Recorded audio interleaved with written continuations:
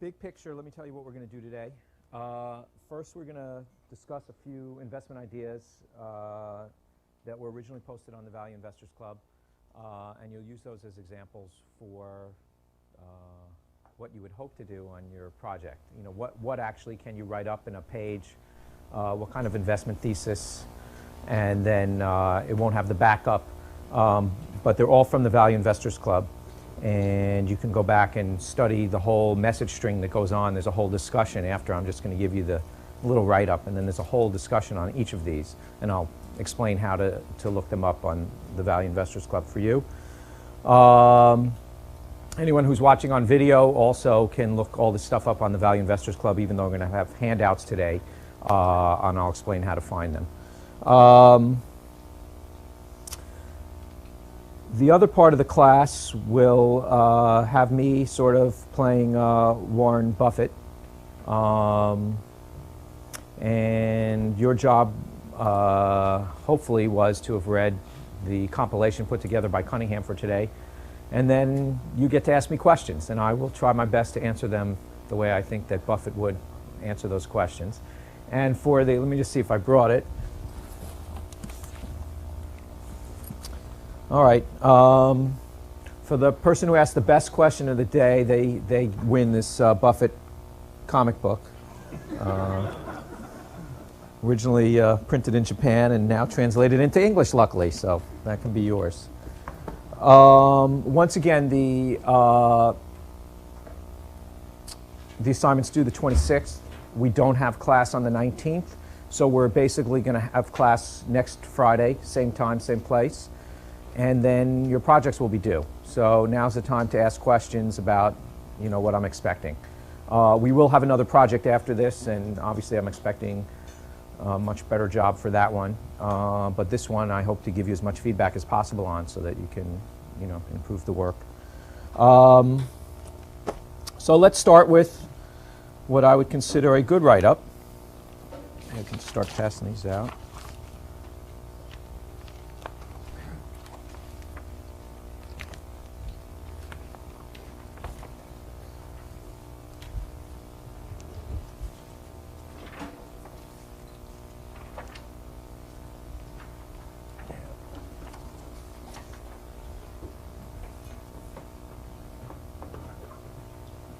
As soon as you get it, you can just read it. It's only a page and a quarter.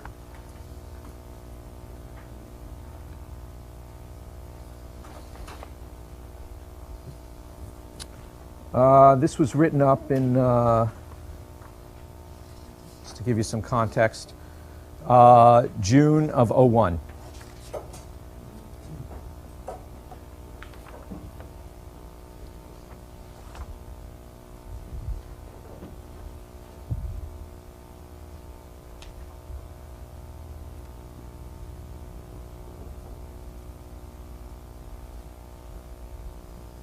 For those of you watching, it's a write-up on NVR written by Charlie 479, and in the search function you can just search for Charlie 479 and find it, or you can search for NVR.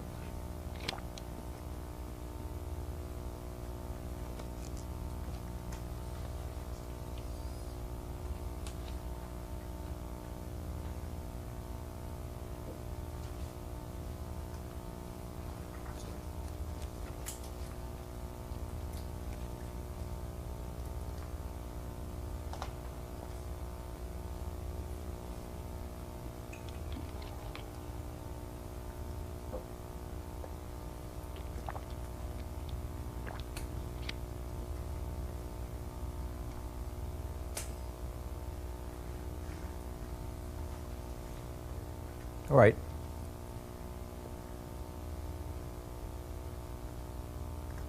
Maybe another 30 seconds. All right, you got there? So who wants to describe the thesis here? And this was a brief thesis as to, I mean, who can put it into, let's say, 2 or 3 sentences? You know, why this appeared cheap. Oh, could you put your tags out if you could? Because if you don't raise your hand, I'm going to have to call on someone.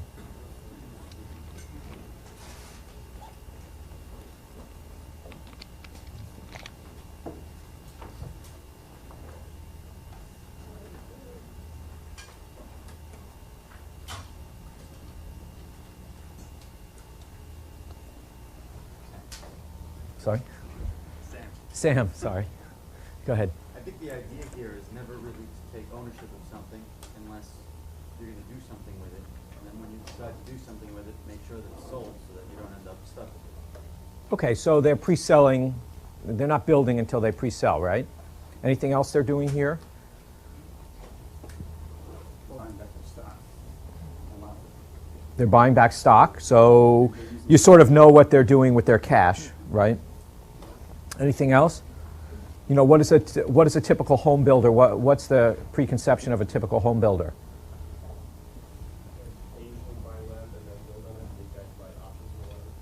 Right, so in other words, usually home building has a lot of capital expenditure involved. You have to buy the land, you have to build the house, and then you go sell it. That could be a very capital intensive business, and then you hope to sell it. And the thesis here is that that's not what these guys are doing. Number one, they're taking the land costs down by only buying options on land. So they have inventory to build in the future if they need it, but they're buying an option on the land. So that doesn't take up a lot of capital. And it's an option, so they're not obligated for the rest. They're pre-selling, so they probably have money ahead of time before they have to start building, and a pre-sold, you know, I'm sure they're taking some risk there. I'd want to look in to see how much is actually put down by the home builder before I start building, but I'm assuming they're collecting more money than they need to get going and then have a schedule to pay. So this is sound, you know, it's a home builder, so it's not, you know, it's kind of a well-known industry, so yes. I want to know why their competitors couldn't wind up doing the same practice. Maybe there's some change in the industry, and this is the new way of doing things. In terms of buying options versus land development, why couldn't their competitors start doing the same thing? Right, I think he answers that in a sense. You know, there's a size issue. In other words, not everyone can option huge tracts of land. Also, I would imagine in building there's economies of scale. If you're building a whole development out, you can build stuff fairly cheaply. So you have to have some size, but there are other people with size, that's true, yeah. I'm also wondering why, if their land price because of the options, because it's significantly higher than their competition, they seem to have good returns on capital, but they might be overpaying. By using the options, they might be overpaying compared to just holding the land. Right, but I guess they're getting large returns on capital, so I guess so far they haven't been overpaying. I guess there's some benefit. Yeah, Chase. I just want to see how they actually did in the last downturn, because the big part of the thesis is that they're resilient to the downturn. So if they've been around long enough, Right, and my only guess here is that they've changed their business model. In other words, traditionally it was they were buying the land, they were building the house and then trying to sell it, and I think it developed over a period of time. So I would say when this was written in 2001, the last downturn had probably been in the early 90s. And I would want to see if they were using the same business model at that time, and also you'd want to see how much their sales might drop off. Yes, David. This company over the summer, and they went bankrupt in '91, and because of that, the CEO decided to never own land outright, and that's when they switched to the option. All right, so that's interesting. But one thing you could look by going backwards is by going backwards, you could see how much sales could possibly drop off.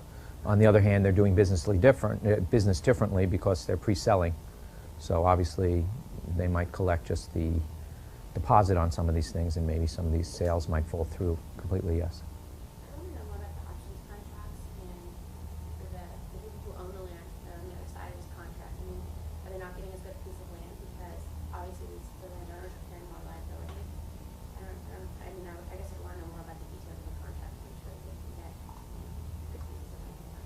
Right. So, Right. Well, you know, one thing, if you look at this, they have a long history of doing this. There are only so many people who can buy these are huge tracts of land that they're, you know, buying for developments. So, you know, these are all good questions, but on the other hand, you have a company that, the thesis here, if I had to say it in two or three sentences, is something, the fact that this is trading at 8 times earnings, 7 times forward earnings. They don't put much capital into the business. They have things pre-sold beforehand.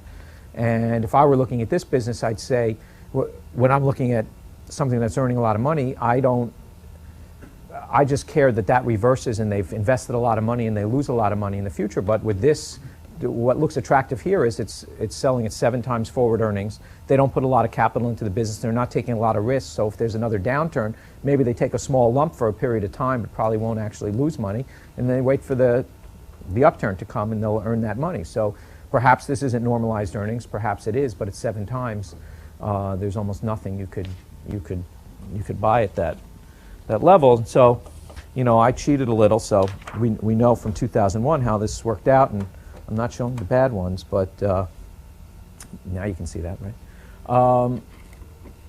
Let's make it incredibly small.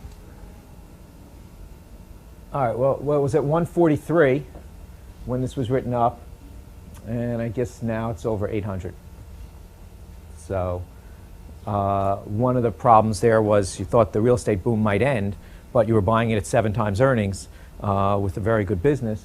I doubt, I happen to know the guy who wrote it up, bless you, didn't know this was going to travel up to 800, but I think he saw a double when he bought it, so I guess he had a margin of safety. All right, well, let's try another one. But the thesis was straightforward. They're not laying out money anymore, and high returns on capital, low PE. I mean, and you can possibly understand why. You can possibly understand why you had this opportunity. So let's look at another one. Same author. Yes. Well, we're passing that out. I just wanted to ask a question about this. Sure. What Sure. are the assets of this company? If they're not owning the land and they're selling it, They don't need much in capital. In other words, they're spending all their free cash. They don't need more capital because they're spending all their free cash, if you look at the numbers, buying back stock. So what that says to me is it's very capital unintensive for a business that it was perceived as capital intensive, where if there's a downturn, they'll lose their shirt. In this case, the model has changed. We had that history where it went bankrupt in '91, so maybe people were scared, oh, a downturn's coming. But when you looked at the facts on the ground, it was completely different than what the general perception of the industry was. And so there was no money necessary to do the business other than the know-how and the enough capital to actually option the land and then, you know, lay out the money to buy it when you needed it. well, so then I guess my question is, if sales dry up or for whatever reason they're not turning anything, where's the value in the stock then? There's no assets and they're not generating revenue. Well, that's a good question. The question is, if you earn $10 a year for 9 years and in 1 year you break even, what's your normalized earnings? It's pretty close to $9. And that's the way I'd look at this one. So maybe I wouldn't use 10, but I might use 9. You know, my guess is earnings wouldn't even go to 0 here. I mean, it may slow down. They may, you know, have 2 years of $4 earnings and then it goes back up. So that's the way I would look at it.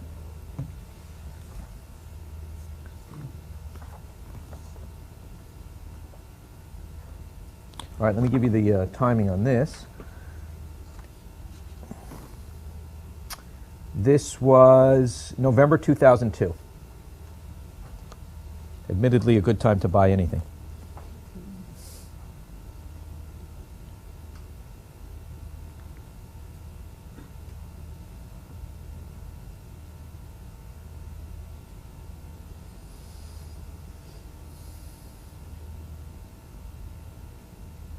For those watching on video, this is NII Holdings. The symbol is NIHD, also written by Charlie 479, so you can look that up on the Value Investors Club.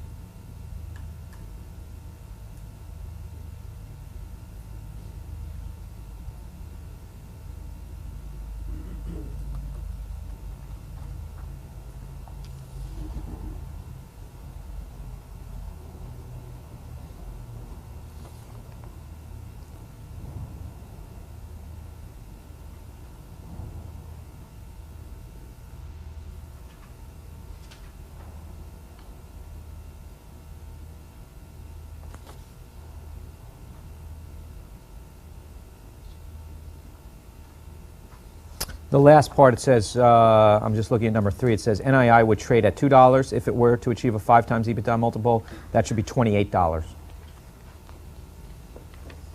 Some reason it got cut off.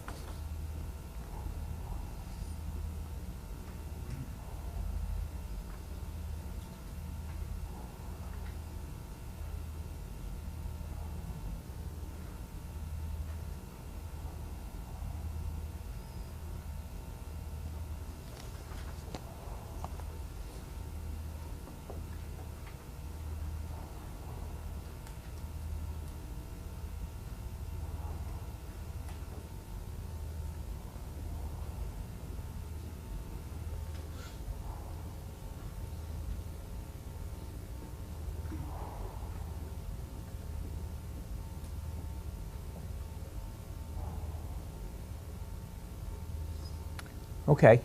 Anyone want to go through this one? He kind of lays it out for us. Let's go through it. This is basically Nextel in Mexico, right? It was over leveraged, went into bankruptcy, coming out of bankruptcy. So who wants to take me through this? He kind of lays it out one by one. We can discuss them. Joe? I mean, pretty much what you touched on. It's a good business that had a bad capital structure. Now that they've come through bankruptcy, they don't have the debt that accompanied the old business. He dives into the fact that they're, because of the direct connect, the business model is stronger than other wireless carriers, and further has strategic importance to Nextel. When you put that together, it's undercovered, and if it, received a valuation comparable to its results, or if we, grudgingly said to just other comps, it's worth, 3 times what it is now. Well, that's true. So let's go step by step what he said. Number 1, he said under-researched, neglected equity. Already came out of bankruptcy. People aren't following it. Number 2, so it's a fertile place to look. That was one of the areas we might look because the natural constituency, what happens in bankruptcy, other people, if all the debt turns to equity, the previous debt holders are generally banks and other insurance companies and places that don't really want to own this debt. So they get equity back. They usually sell it, so there's an opportunity there. Obviously, there are a lot of vulture investors who buy this up before it actually starts trading, but here's one where that's all taken place. Stock is trading at $10 a share. It's November 2002. It's already come out of bankruptcy. You have all the facts. You have all the documents. So, number 1, you're looking at a neglected area, whether it's spin-offs or bankruptcies. That's kind of interesting. Low valuation.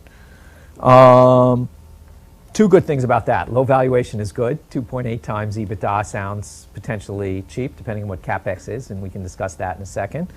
But this is my favorite. The valuation isn't easily discerned from the public filings, so I will post the details in a follow-up post, which means that the numbers weren't that straightforward. You had to reconstruct them. All the numbers were available because he reconstructed them, but it wasn't clearly saying, oh, this is 2.8 times EBITDA. What he first did was say, gee, this is a complicated situation. Sometimes there's fertile ground here, and I'm going to go look and figure out where is it trading. So that's another reason why he was able to find this one, because it wasn't clearly yelling out 2.8 times EBITDA, but you're all good enough at reading balance sheets and income statements. If you sat long enough with this thing, you would figure out what it's trading for, and that would be the first question you're ask for. What are normalized earnings? Or what is it earning now? Then maybe you go to what are normalized earnings. So sort of hidden. The earnings are sort of hidden. You have to reconstruct them, and that's great when there's a very complicated situation. I like that because the earnings power is masked. Maybe it's overpriced, maybe it's underpriced, but in this case, 2.8 times EBITDA sounds pretty darn cheap. All right, then he talks about sort of the Warren Buffett moat, saying, look, they own the spectrum rights. All right, they own the rights to the wireless licenses that allow them to operate this service, and they also own the rights in 4 other countries in South America. Number 4, differentiated wireless offering. Why is that good? Anyone want to explain what Nextel does? It's basically a walkie-talkie.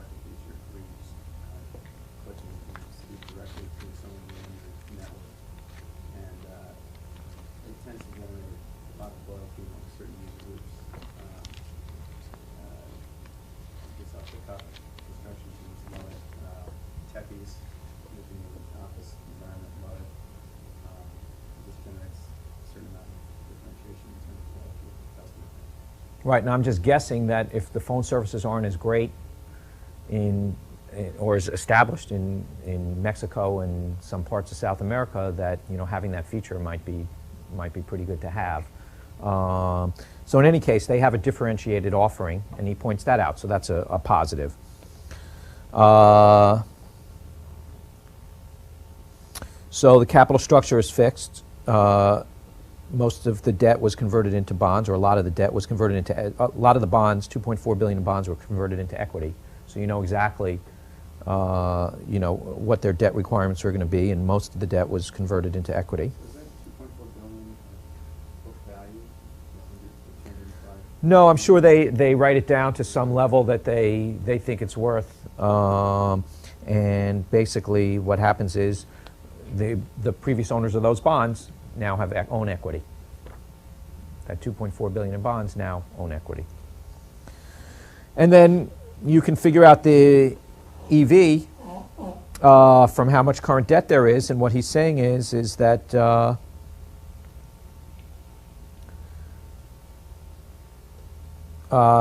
this is trading at 2.8 times, and they're saying the average of the traditional wireless carriers is 6.7 times. He's also saying that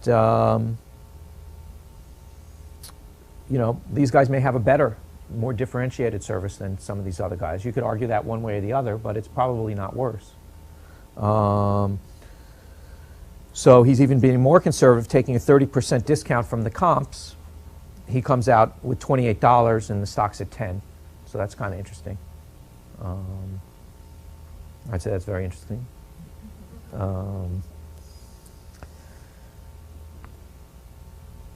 Now, when you do your comparable analysis, I'm sure there are reasons he used EBITDA. I don't really want to see EBITDA unless there's really no CapEx.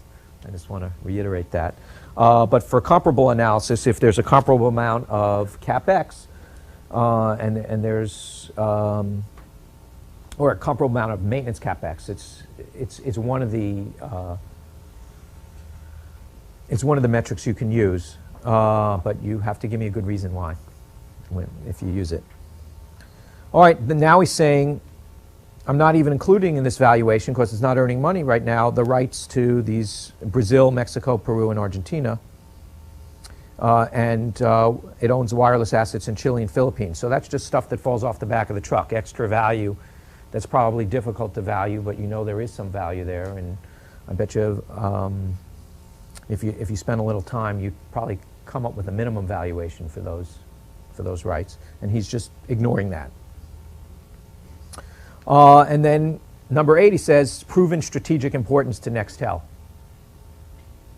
Okay, in other words, Nextel has been financing these guys because if you have Nextel in the US and you go to Mexico or you go to South America, it doesn't work.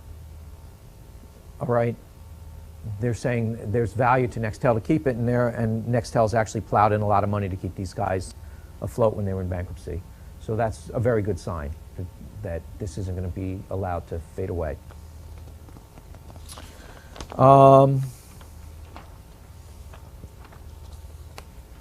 So he has a few catalysts. They all make some sense to me. Emergence from bankruptcy.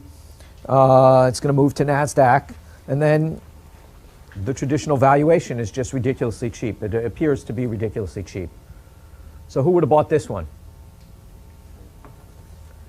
Yeah, we didn't buy enough when I read this on the Value Investors Club. So we have to read it more carefully. We learned to read it more carefully after this, although we did buy some. Now I'm going to show you this.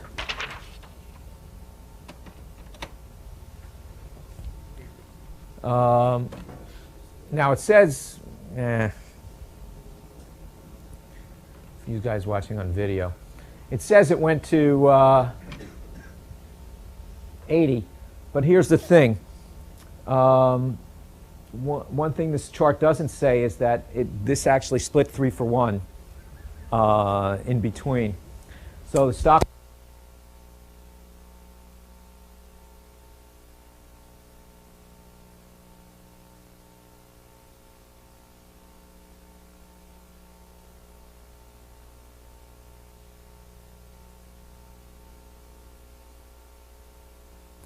All right, since I dropped this, this went from 10 to 240 because it split 3-for-1. which is pretty amazing. I happen to know the author, sold it around 60, but that's still 6 for 1. That's still pretty good. So, all those who raised their hand were correct.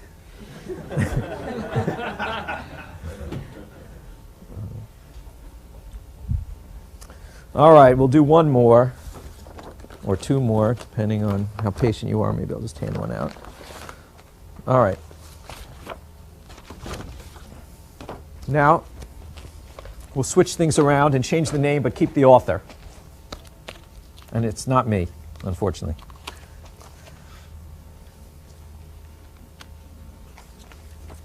This is still Charlie 479.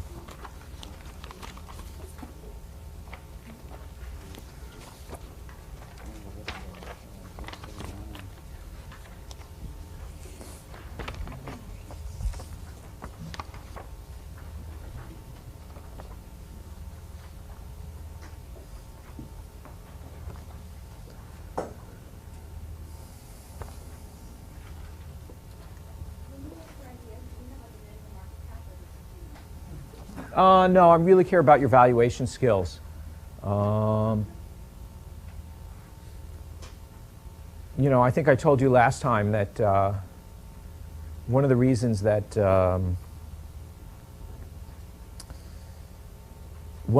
why it's good to learn all different market caps and special situations. And you know, I showed you that book last week. I didn't bring it in again, but you know, it was written in 1959, I think, on special situation investing.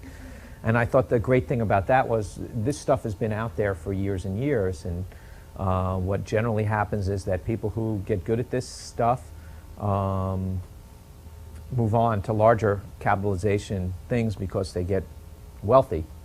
And so they can't look at some little things. So what that does is allows new people to keep looking at the smaller situation. And so there's always a natural evolution of people who get good at this moving up in market cap, and there's always the smaller market caps that aren't worth their time anymore. They're available for you guys to make your fortune. So, you know, they move out of your way.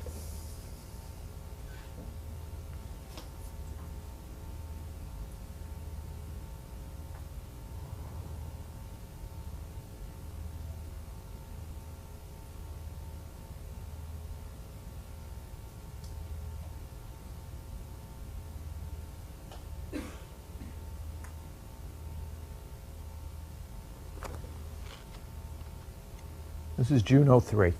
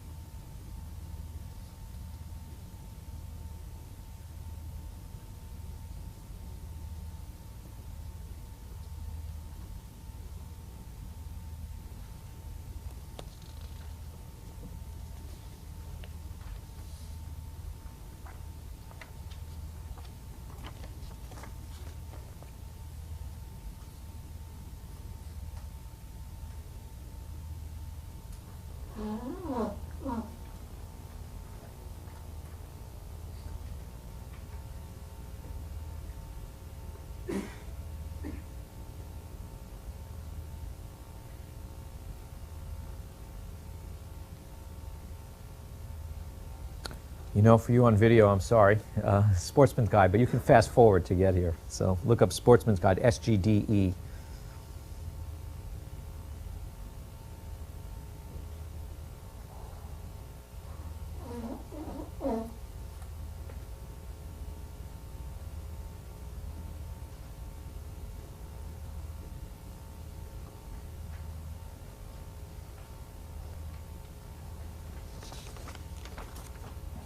Okay, anyone want to outline the thesis here?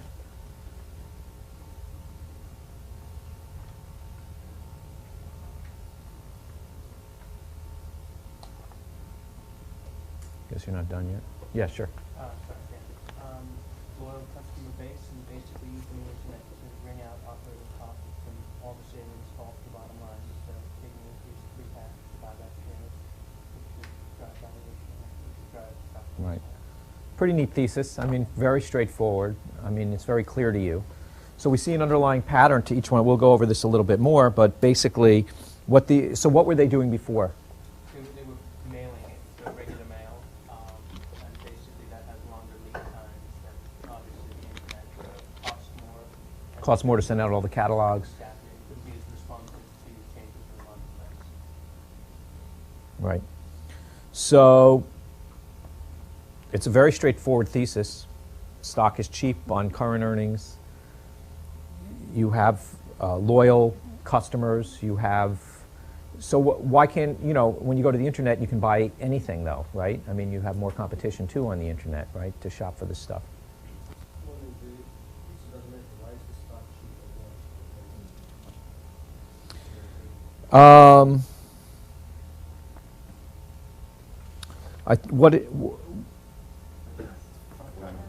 Less than 5 times free cash flow. Right, he put it down here where he said operating cash flow, right, minus capital spending. He said it's 4.85 times that. Oh, why is it cheap here? Well, it was June 2003. I think since that time, stocks have run about 80%, so probably a lot of other cheap stuff out there is the only thing I can suggest as to why this wasn't cheap. And I remember looking at this, and I immediately liked it, but it wasn't, it didn't stand out incredibly from some other opportunities also. So we did buy this one, but it wasn't clear that this was super cheap. I think another reason why is this is a small cap. It's a relatively small cap. There's not a lot of stock out there. This whole company had 180 million in sales.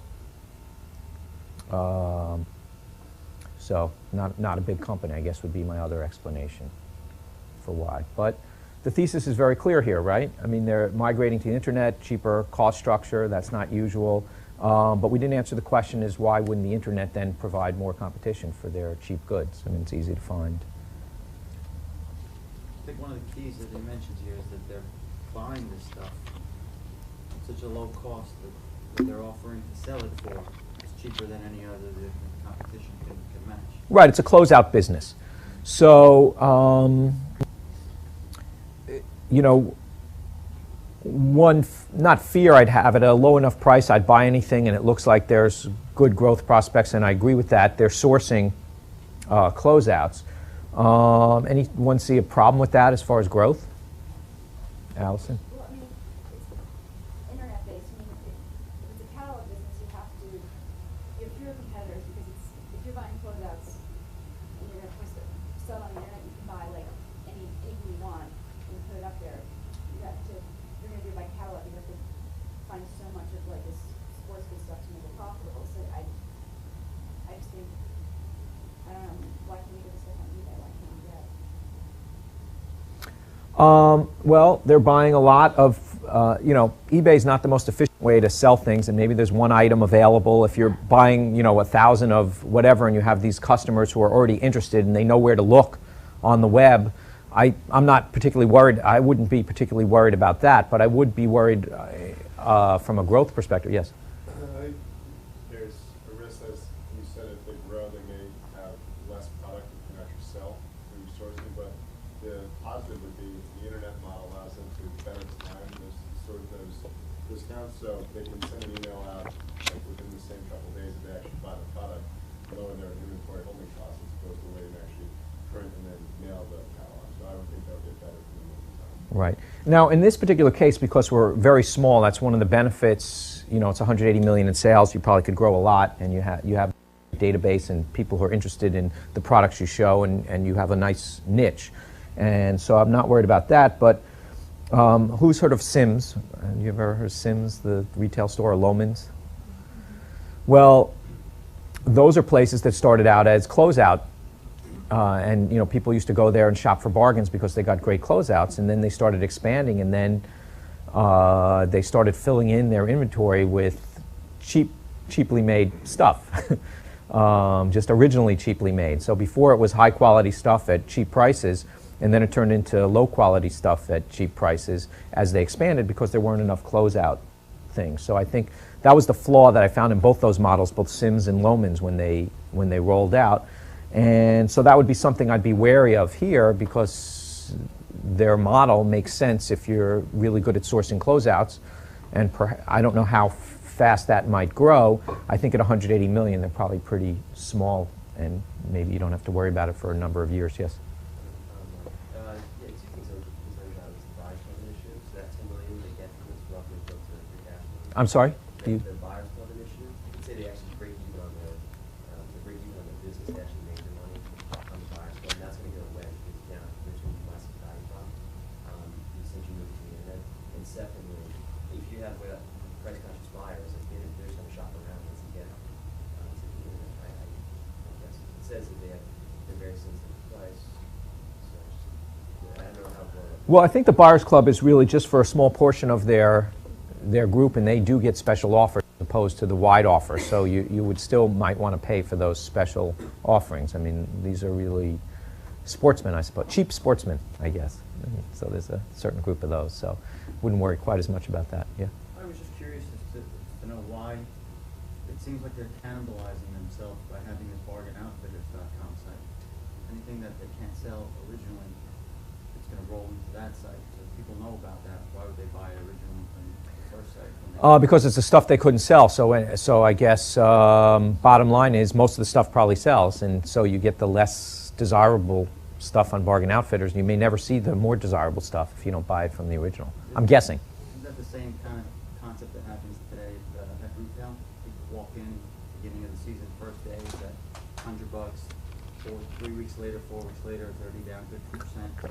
Well, based on your theory, then I guess that should have come home to roost long ago, and there would be no one shopping at first, and apparently there are. So maybe people don't like buying shorts in December, or Absolutely, for most retailers, it's a huge boon to have that, because it helps them liquidate inventory that they just wouldn't be able to liquidate otherwise.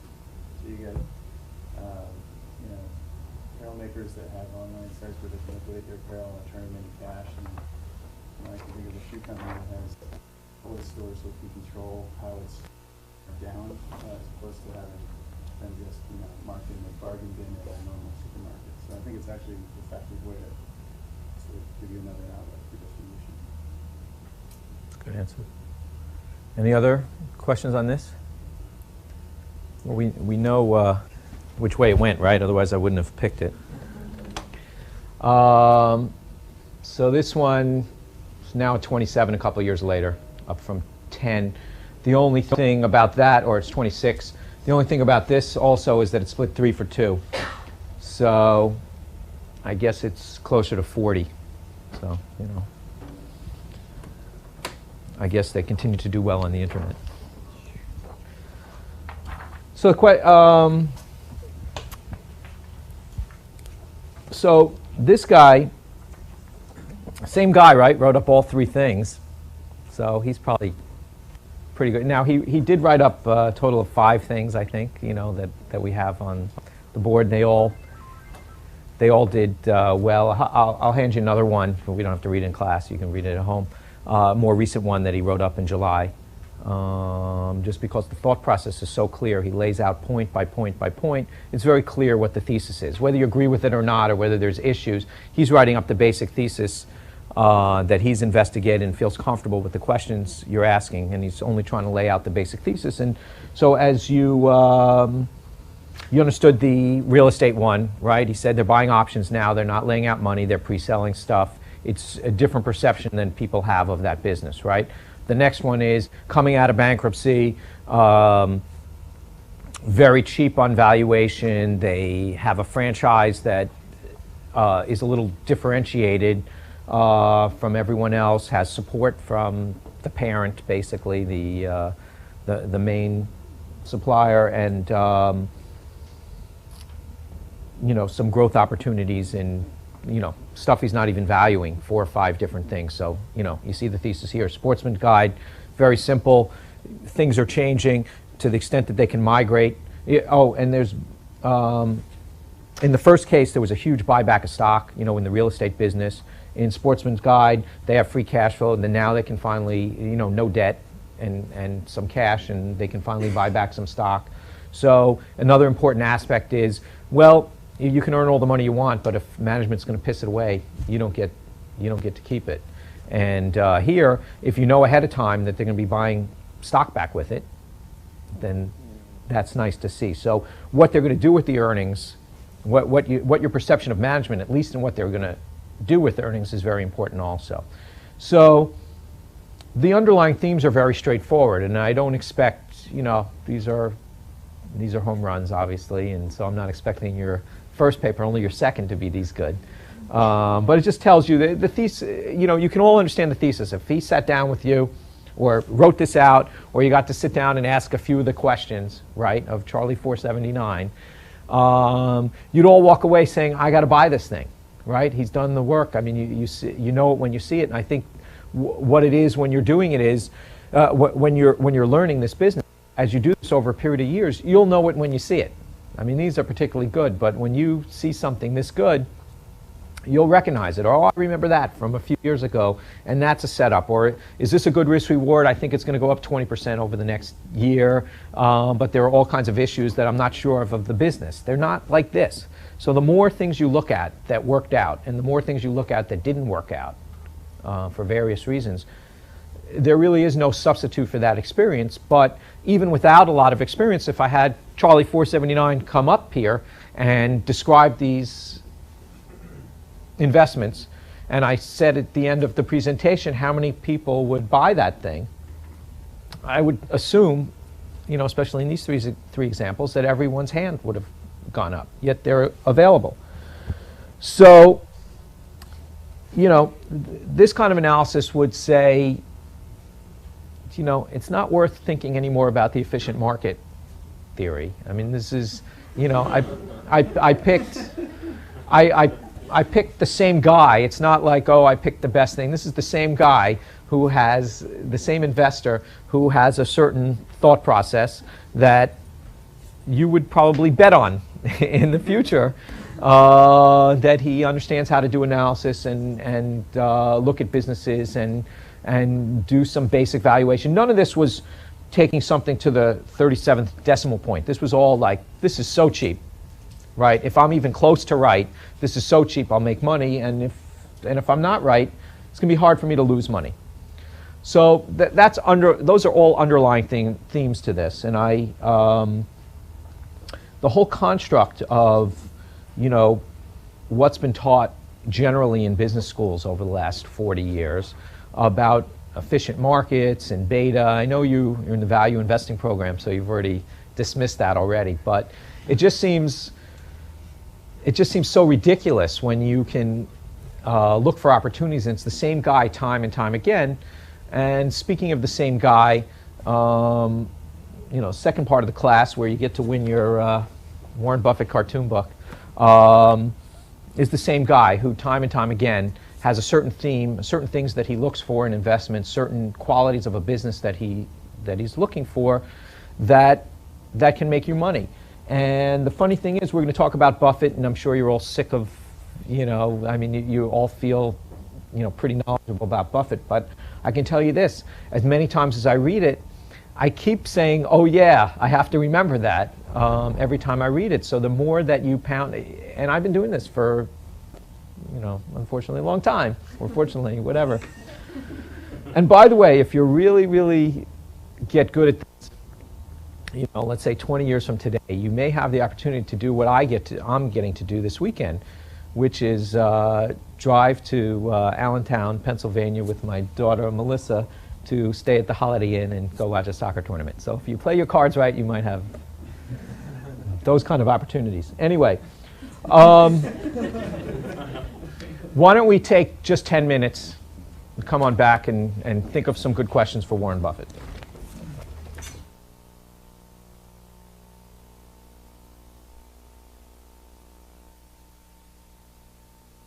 Okay.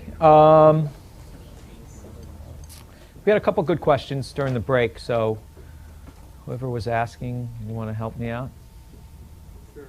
The question was about management. They didn't really talk about, you know, what the managers were like. What was their track record over time? You know, Right, the managers of the companies.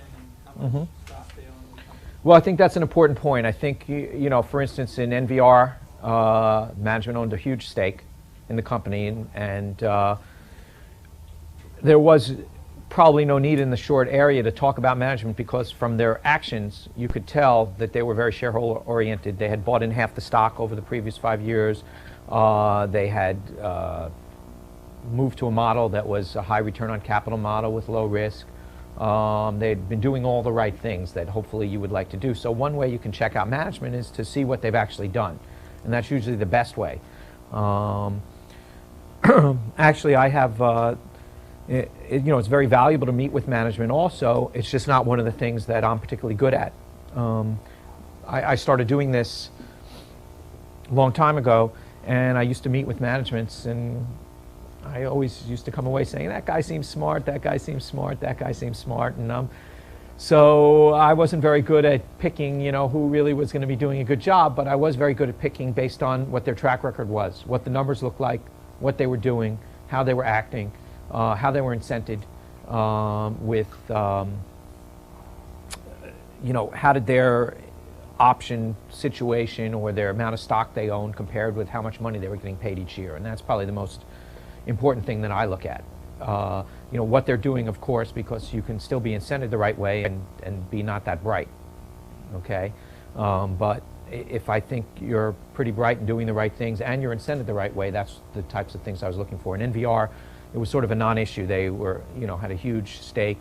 I think Sportsman Guide Insiders had a decent-sized stake, and NIHD, the Nextel, was coming out of bankruptcy. So it was easy to see how they were incented, but there it was just super cheap.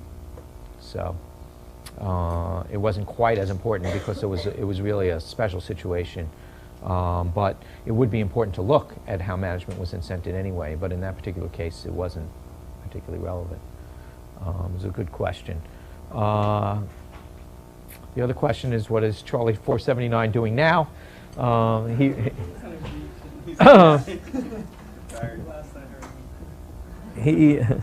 He was working at a large firm at this time, actually doing bankruptcy, mostly distressed investing.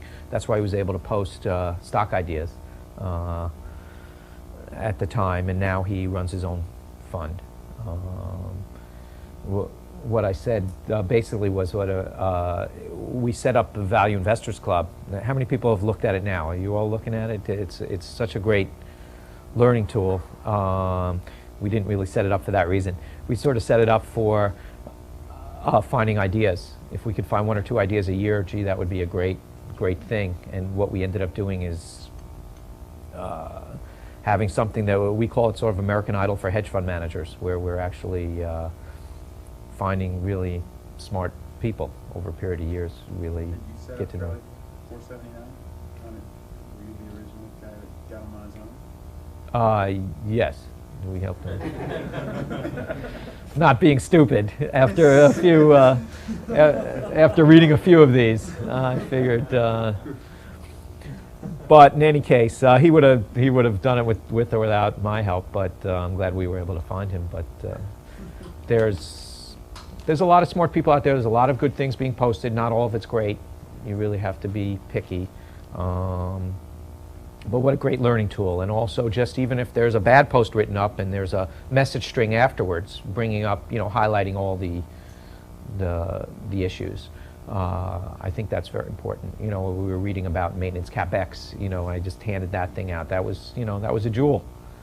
And it's just that guy, I think, used to be a plumber, and the guy who wrote that up actually, had a plumbing contracting business or whatever that he sold out, and now he invests the money. But his background was being a plumber. So, yeah. Do the companies that are coming out of bankruptcy, they ever look at they have the fear that drove them to bankruptcy in the first place if they're still there, or is that any concern? Sure. I think what I said in the book about bankruptcies was basically that the most interesting ones to me are good businesses that were over-levered, or that there was one business good, one business bad that drove them in, or one-time event or something of that nature. We talked about high returns on capital and looking for good businesses, and I would tend to look for that to see if the nature of the business is good or part of the business is good. You never know how it's going to come out of bankruptcy. One part may be sold off, and another. Actually, back in the 80s, leveraged buyouts were really hot. True story. And I was very jealous that these guys, and at the time you could probably put up $1 and borrow 9 was usually the way you could do these things. And the risk reward looked good, and there were a lot of guys doing this, and I was really doing investing, and I always wanted to be involved with one. So one of my friends came to me with a deal, and the deal it was a very small leverage buyout. It was actually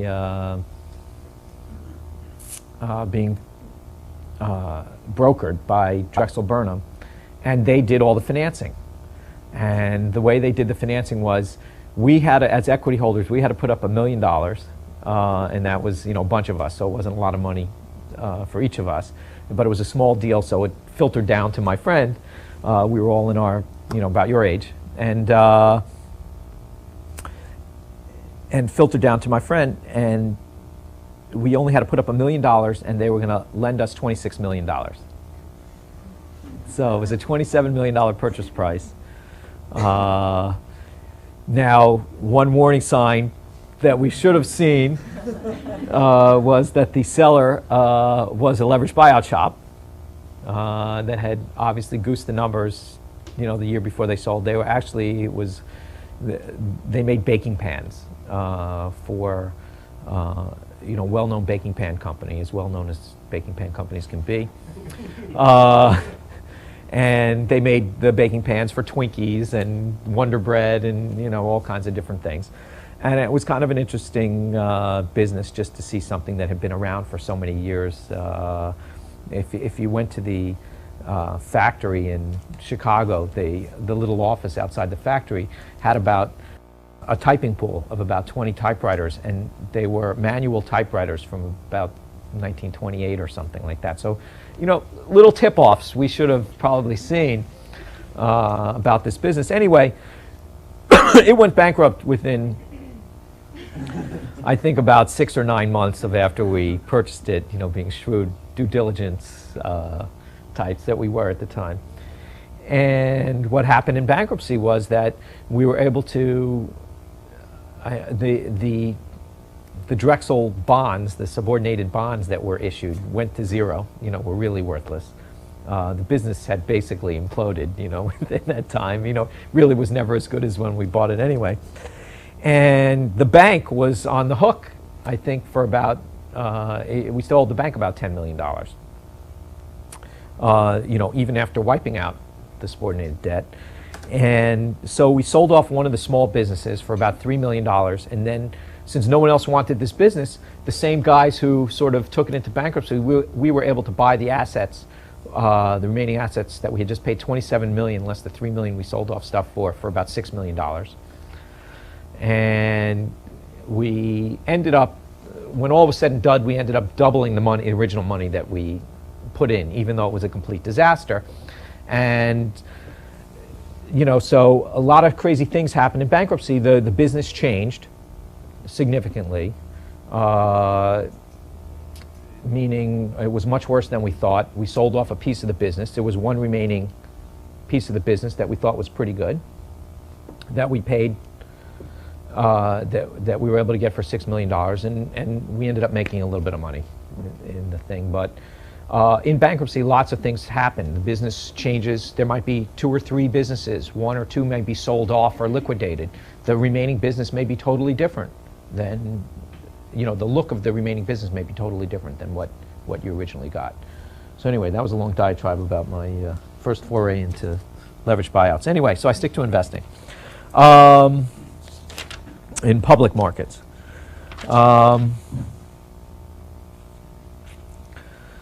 So I'm going to play, you know, along the lines of Charlie 479, where he is has some talent, let's say, and despite the markets being efficient, he's able to make money. So we have another investor, Warren Buffett, who also has been able to do that, and he has a few things to teach us. And once again, you know, I want at least a question from everyone, and then I'll let you know who wins the cartoon book. So I'm open for questions. I have a bunch of topics I want to cover, and if we don't, I'll go over them. But you know, as you read through Buffett's work again, do you have any particular questions? If he were here today, what would you ask? And I'll try to answer them best I can. Alex, got any thoughts? I mean, one of the questions that I would ask is because, you know, the size of the pool of money that you have to invest is bigger and bigger. And I mean, clearly in the past few years, you've had more and more moving towards businesses that are still very good businesses, but the discount is not as big. Where do you see that going forward? I mean, like, where do you see that continuing, and what do you think the biggest danger is that people way of investing? Well, I think that's a good question, and I think Buffett's answered it a number of different ways. I think, I don't know, in the copy I had on page 233, famous line he has is, "A fat wallet is the enemy of superior investment returns." And I think that's true. I don't think any of you in the room have to worry about that quite yet. You know, and Buffett has said, you know, if you're expecting me to earn 15% a year going forward, you know, that's perhaps unrealistic, even though he's been able to do quite well. It does get harder, and it gets harder.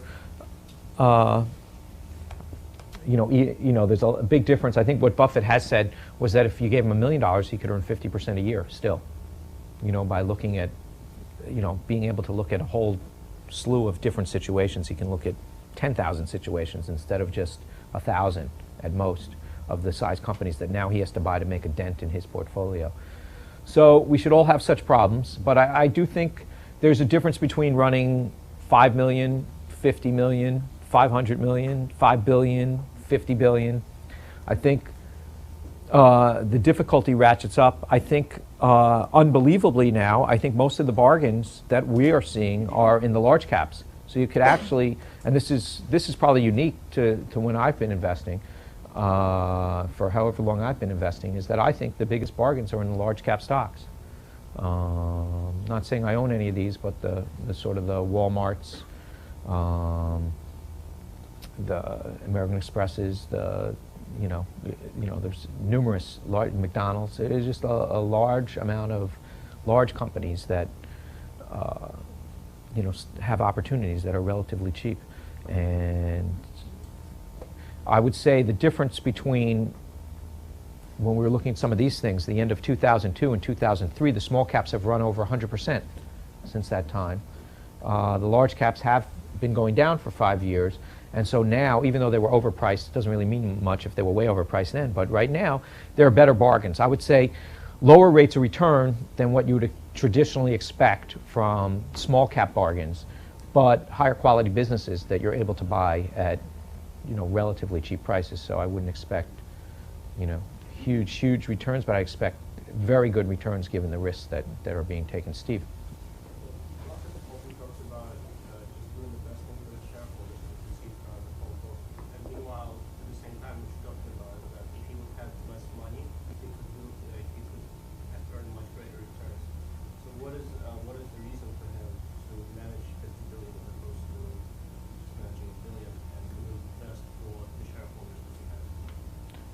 Well, he's worth $40 billion himself.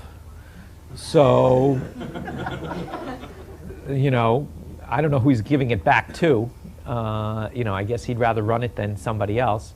It's sort of it's a partnership that he has with his shareholders, and he's running their money along with his. And so I don't think he, you know, he does have a benefit in size right now. For instance, he doesn't really look for stocks all that much, although if he finds a large cap stock that's cheap, he'll still buy it, but he's really looking to swallow whole companies now, which is at the stage he's at, given the amount of money that he has to run. And so I don't think that's a realistic opportunity for him, given the fact that he's owned so much of the company. He did say he's going to consider returning cash to shareholders if he can't find something in the relatively near future, which is, I think, the first time he said that. Right. Well, right. It really depends. You know, a lot of his money is run through insurance companies. And so if he can have, if he can create, in other words, if he can write insurance and break even, okay, in other words, his loss ratio is 100 or less, then his borrowing costs are next to nothing. And so his cost of capital is very low because he basically has all these insurance businesses. And so his hurdle rate might not have to be 15%. In other words, because of sort of the leverage of using the insurance companies, even if he takes investments that are earning 10 or 12%, he's adding a huge amount of incremental value to the equity stake in the firm if he can put it to work at that level. And I would guess that he's not returning any money anytime soon. I think that he'll always find something to put it to work in to beat his cost of capital, which I think varies from 0 to 3 or 4%. So I think, you know, I don't see that happening, but you can give me a call if it happens. Yes, Allison. Really large company, would they face the same problems as, you know, manage huge sums of money and find opportunities? If you're water so big, what can you really do, you know, on profitability in your own business? How do you grow anymore? Well, I'm not that familiar with the Walmart story, although I know they have a lot of international opportunities where they're expanding. I think they can still expand here. And so I think, you know, when I briefly looked at their growth opportunities for the next, you know, 5 years, I think they had enough. If you use a dividend discount model, it doesn't take, you know, when Rich Bazzino was here, there are almost no companies that grow 15 or 20% a year ad infinitum. You know, there are very few that can do it over a 10-year period. And you don't really need that growth anyway, because if you throw it into any dividend discount model and say, you know, in perpetuity we're going to grow 10% a year, you get some ridiculously high PE ratios that are justified. And you know, even growing over a long period of time at 5%, you can have a pretty high valuation. You can justify a pretty high valuation. So the stock's cheap enough and they can grow just a little bit. Right. I mean, there's natural growth in the economy. Let's say GNP grows 2 or 3% a year. Throw on some inflation, you have some growth there, and then if they can grow incrementally 2 or 3%, you're getting up to decent sized growth rates. So, yes, it's not the same as any of these things that Charlie 479 wrote up. And that's why I was saying the large caps might, well, it's an important concept, because if you say, listen, I can see over the next 5 years Walmart growing its value at 15%, you know, and then goes to a slower level, you know, a lower level. If people perceive that, and there are limited places to put your money when you'd only invest in a 10-year bond at 4 and change percent, or even if we use our hurdle rate, which is 6%, you know, people may discount that back and say, I'll take an 8% return, and you may get a big chunk of this year. You may earn 30 or 40% on your money if you're following this. If you're saying, if a stock will go from 10 to 20 in 5 years, right, which is about roughly a 15%, 14% annualized return, okay?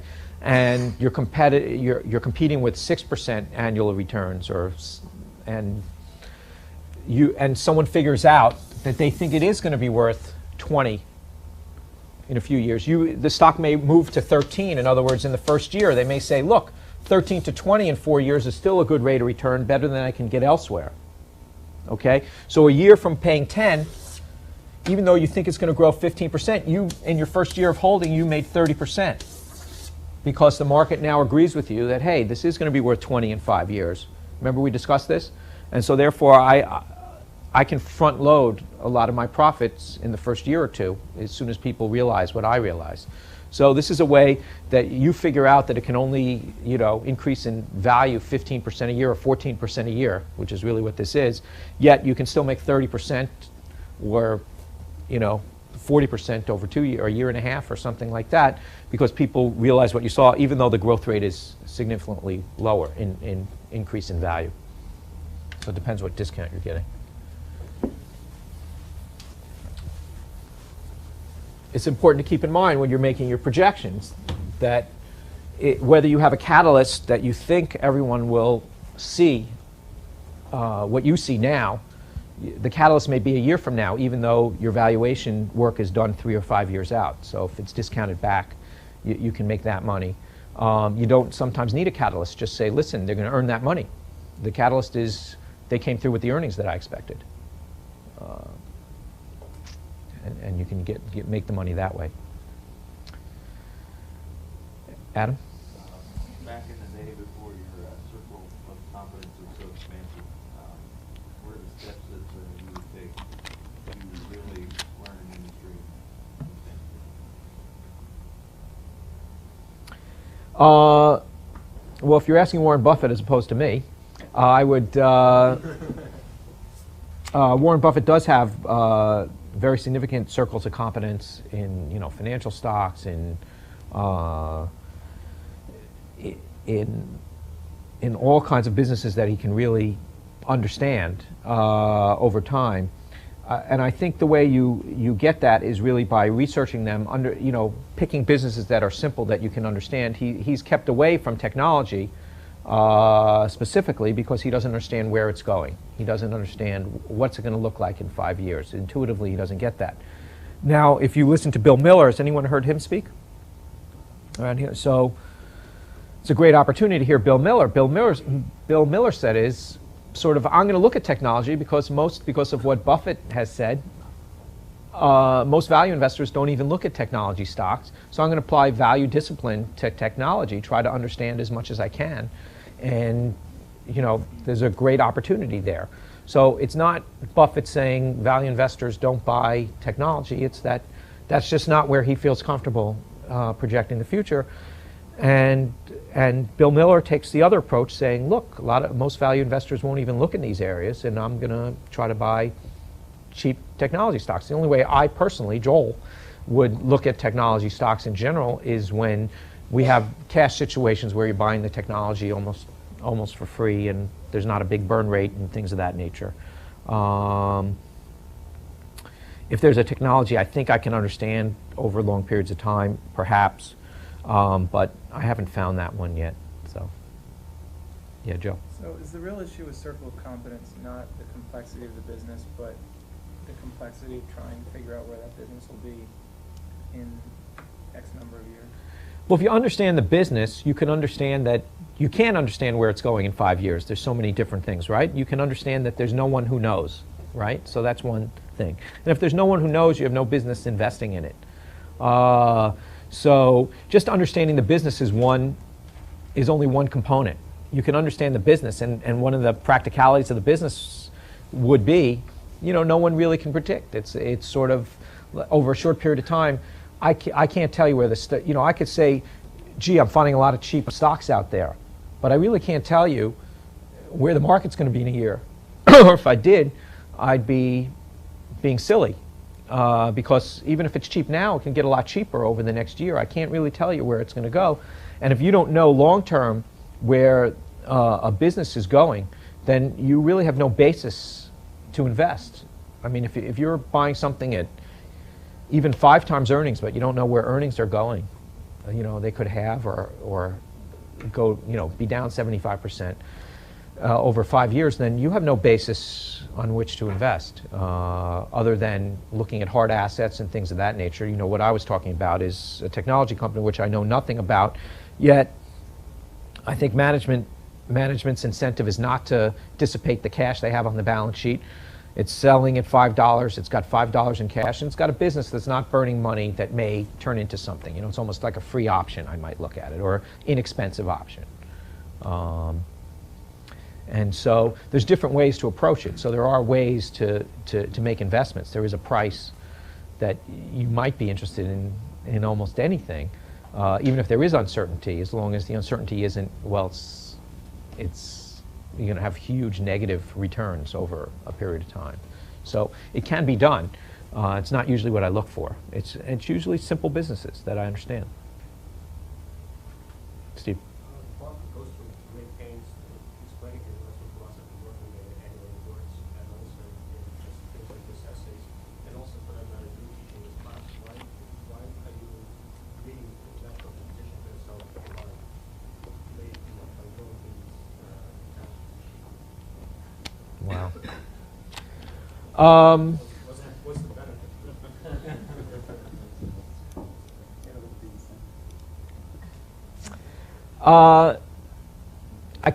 I can't answer for Buffett other than I think that he is an incredible intellect who will still, you know, will have a lot of horses running up there, more than we do, and will not be deterred by more competition looking for the things that he's doing. I don't think he's particularly worried about that. I mean, there are certain principles of it. He said it's really not IQ points, and I can vouch for that. It's not IQ points being good. It's really an attitude of how you look at the world.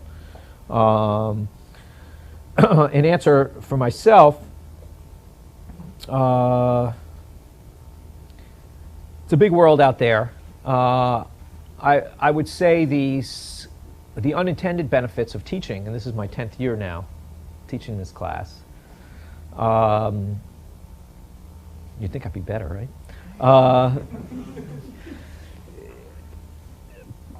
I would say that trying to explain what you're doing is very, very helpful to me, and trying to explain it clearly has really helped my own investment skills, trying to explain it to someone else, trying to put it into words that someone else, what am I actually doing here? Why was that investment interesting? All those kind of questions are really very helpful to go over. And so it's really been a great, you know, it wasn't the reason I started teaching. I started teaching because I always wanted to teach and write, and so that's what I'm doing. But it's a big, big world out there. There's, you know, trillions of dollars in market value in many different countries across the world. There's many opportunities, and I think, you know, there's for instance, I just wrote another book, which I'll give you when I have it in a little over a month, and you'll probably read the book and say, why did this guy write this book? My partner's asked that question too, but I will tell you this, and the book involves a study that is very valuable, and the study involves doing exactly what I showed you to do, which is buy stocks with a high earnings yield, okay, and buying stocks with high returns on capital, and combining those two, and what happens.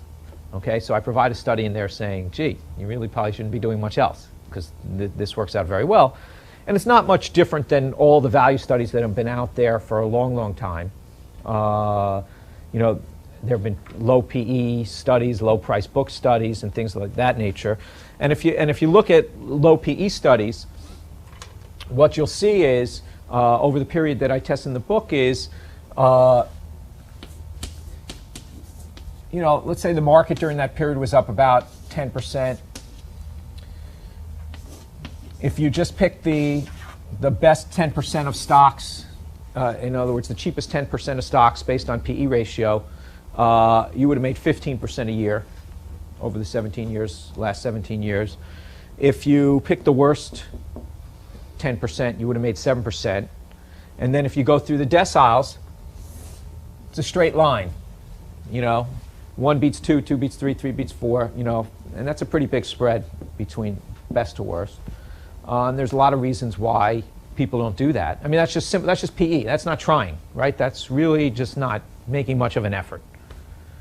Yet you're destroying pretty much almost every manager. The guy who walked in here and said, you know, he's beaten the market by 5% a year for the last 17 years, he'd be a famous guy that you heard of if he was running a fund. And he'd be coming in here saying, I'm great and this and that. And I'm telling you, I've been reading low PE studies since the late 70s, saying they work, and yet, you know, starting in late 80s and doing this, this works. So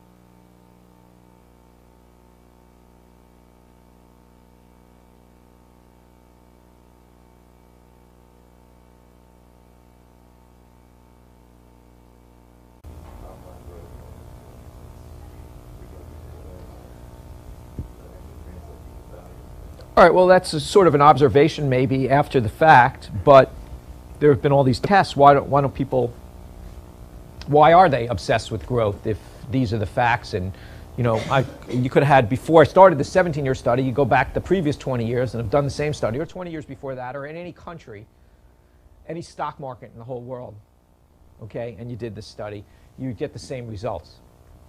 And it's been out there forever. So, you know, why aren't I worried that all of a sudden now everyone's going to be value investors or low PE investors? And this is just the simplest form, right? Without trying. This is not trying. Jordan. Well, it's emotions. I think if you look at buying a really cheap businesses, usually there are reasons for it. A lot of times there's crappy situations, and I think it's just, I don't know if I'll say but I think a lot of it's we. You just feel better sometimes buying great businesses when they're a little bit more expensive. You don't have the discipline to just have the conviction to say, I'm going to buy all these businesses where there's, oh my God, the industry's falling apart, or the management sucks, or all this stuff, and it's hard to just swallow it and just hit the buy button, I guess, all the time on those really cheap stocks. Right. Well, true. Well, I have a couple of responses to that. One, that's true. I mean, when Rich Bazzino was here, he said the first thing his clients ask him when he goes through his stockholding list is, don't you guys read the paper? That's the first thing, because everything, you know, there's something wrong with everything he owns, right? Apparently, I mean, but he was in here with Lear and he said, look, he just says, is it a permanent or short-term problem, right? That's how he analyzes it. And with Lear, he explained very specifically why, after doing the research, he decided. So Rich takes this one step further. He actually tries. He says, well, I'll start with the low PE list, more or less. But now I'm going to actually do some research and pick out of the low PE list, you know, which ones I actually think are short-term problems, and that's why. So that's one reason. Yes, it's hard to do. However, it doesn't answer the question why this works in order, right? Because it's, you know, every single stock can't be, right? There's 10 deciles, right? I'm pretty sure. So. So, you know, decile 1 did 15%, 2 did a little less, 3 did a little less, blah, blah, blah, blah, blah. So it sort of works that way. They're not all terrible stocks, and, you know, you can buy decile 2 and maybe not throw up every time you walk out the house that you own these terrible things. So not a full, who hasn't, okay. That's like Sears. You don't know, you don't care, as long as it keeps happening every year. I guess, but before I, let's say, write a book or start teaching this stuff, I want to know. And so you're right in this sense that I'm not worried that everyone's going to adopt this low PE strategy and it'll ruin it for everyone. Because it's been going on for so long, it's been known for so long, it's been tested, you know, 30, 40 years, every country, everywhere. I mean, this, like I said, this is not trying. Yes?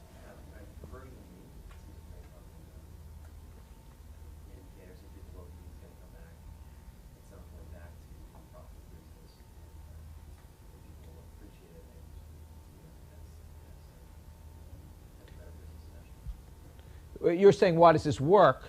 I guess, but my question is almost more, why does this continue to work? In other words, I understand why low PE investing inherently works. I'm more wondering why, since what you're saying is sort of the natural order of things, where there's reversion to the mean, and, you know, things that are doing badly get better, and things that are doing well don't stay as well, and they sort of collapse. And if you buy this cheap, it'll get better, usually. I understand that's why it works. I'm not understanding why everyone doesn't do it, because they know this. I mean, it's a dog in with them, right? Markets are efficient, and incentive mechanisms are inefficient. Because the big institutions can't pursue that. Well, I think that's right. I think that's part of that. What Haugen wrote was, if you're a big institution, this is, Buffett said, I'd rather have, a bumpy 15% than a straight 12, okay? And some people would rather have the straight 12 or a straight 10 than a bumpy 15. And here, these are kind of bumpy returns. Yes, over the full period, Decile 1 did do 15%, but there are huge periods, as we saw the cycle of value investing, where there could be 3-4 year periods, sometimes longer, where it doesn't work. And then you say, oh, things have changed, people are doing it, whatever it might be. So it's not just this always works. If it worked every year, it wouldn't work. It works most of the time, over long periods of time. So I think that's one good answer, that from an institutional standpoint, you can't live through the downturn. So it's a very hard strategy to follow. Still, you might be perplexed as to why, because it continues to work everywhere, why more people don't do it. Yeah. I also think, even though everyone kind of knows that strategy, there's a perception that the 50% is riskier, even though, like, from a purely statistical, it's less than deviation. But I think that the idea is that there's a risk of 50%. I think that's true. It is perceived that way. It's just that there's been so much proof, and so, it just keeps happening. I think we're going back to the question of why I'm not really worried. That's what I'm trying to get back to. Why am I not worried that if I tell you all this stuff, there'll be no more opportunities? I think on the margin, most stocks aren't priced based on someone doing a quantitative low PE model, even though some people are. I think they're priced because someone says, this is terrible, I got to sell my stock. And that's, or next year or two is going to be bad. I don't want to own this in my portfolio because I'm an institutional manager and I got to pick stuff that I think is going to do well, because I'll be out of a job in 2 years if by the time this thing turns around, or before the market. So I know it's cheap, but I still got to sell it. Or if I'm an analyst at a firm, which I really can't understand the logic, but it's more like they're not going to do well next quarter, so therefore the stock is no good. They make that connection, which, the stock is not something I want to own, which there should be not that much correlation. It takes price out of the analysis, but that's where a lot of bargains come. And, if you were here a few years ago, I used to come in and bring in the analyst reports of,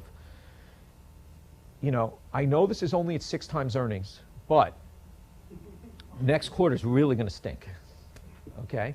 And that's the analysis. And so we're going to buy it when things get better.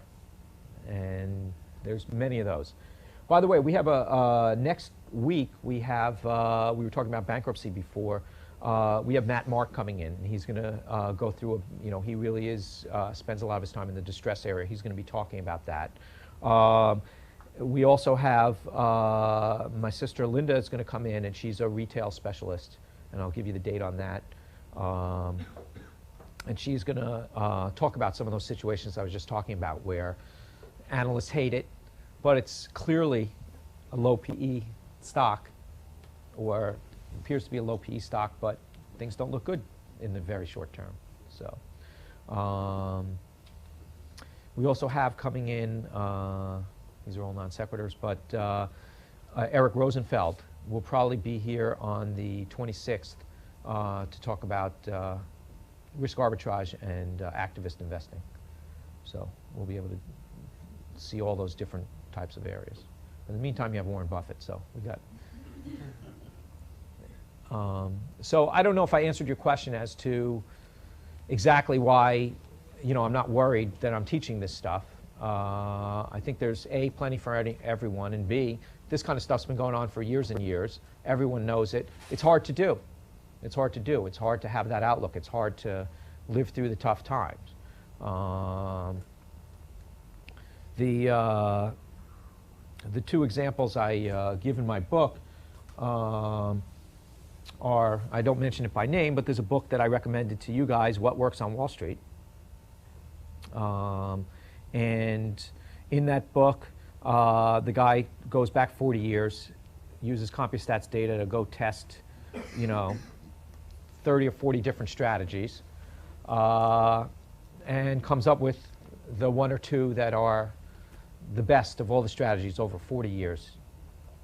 And what he did when he wrote this book in about, I think it was 96 or 97 originally, he started a mutual fund. Yes? If you go to the website, whatworksonwallstreet.com, he's got updated statistics, so you can get the statistics up to 2024. Good. So that's good to know. But let me, with regard to the story, I thought the book was very good. I recommended it to you. He did very good analysis. It was very interesting to see what works and what doesn't over long periods of time. So anyway, the guy who wrote the book, he ends up setting up a mutual fund to take the best strategy that he had over the 40 years and start a mutual fund. And so what happens? Well, the first year he doesn't do too well. The second year he underperforms the market by 25%. The third year he doesn't compete well with funds of similar, again, he doesn't compete well with similar funds. And so what he does is he sells his management company to somebody else. And what happens after that? So it's 3 years, it hasn't worked out. Okay, the thing that's done so well for 40 years, it hasn't worked out. Now he wants to do some other venture, so he sells his business. But this is the guy who did all the tests. This is the guy who wrote the book. Okay, he sells out. So what happens? The guy who buys the company continues the same exact formula. Over the next 3 or 4 years, it's one of the top performing funds, which makes it, he does so well during those 3 or 4 years that even including in the bad first 3 years, the guy is blowing the doors off of every other fund, has about $2 billion in this fund, yet the guy who wrote the book, who did all the tests, he couldn't hang in there, okay? He had other things to do. I didn't even mention his name in the book because I thought he wrote a good book and I didn't want to. But he's the guy who did the work and he didn't make it. I mean, he sold out before it could turn around. And that's what happens to investors. I also tell the story of, actually, not by name, but you met him, Rich Pizzina. And the first 4 years in business, he didn't do well. It was the late 90s. Value was out. He was underperforming the market by huge amounts, doing exactly the kind of work he was doing here, buying stocks that were cheap, the market didn't care about, that were earning a lot of money, that were in good businesses, all these great things. And he underperformed. And, we had a discussion, and, he was going to keep doing what he was doing because he thought what he was doing was right, and I agreed with him. The only people who didn't agree with him were his clients. And so they basically pulled out most of his money during those 4 years. And you know the rest of the story. He continued doing what he was doing. He way outperformed everyone. Has now, probably beaten, he's running $15 billion, outperformed the market since inception, including the bad years, by 700 basis points a year. On huge amounts of capital, which is hard to do. One of the top, 1% of funds.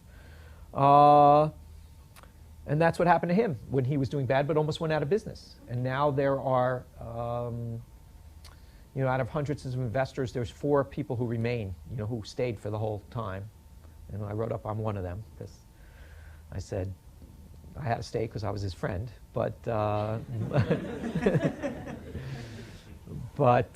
basically, people don't hang in there. So to explain why this is really tough to do and why it keeps working, I think that's the good news. It's hard to do.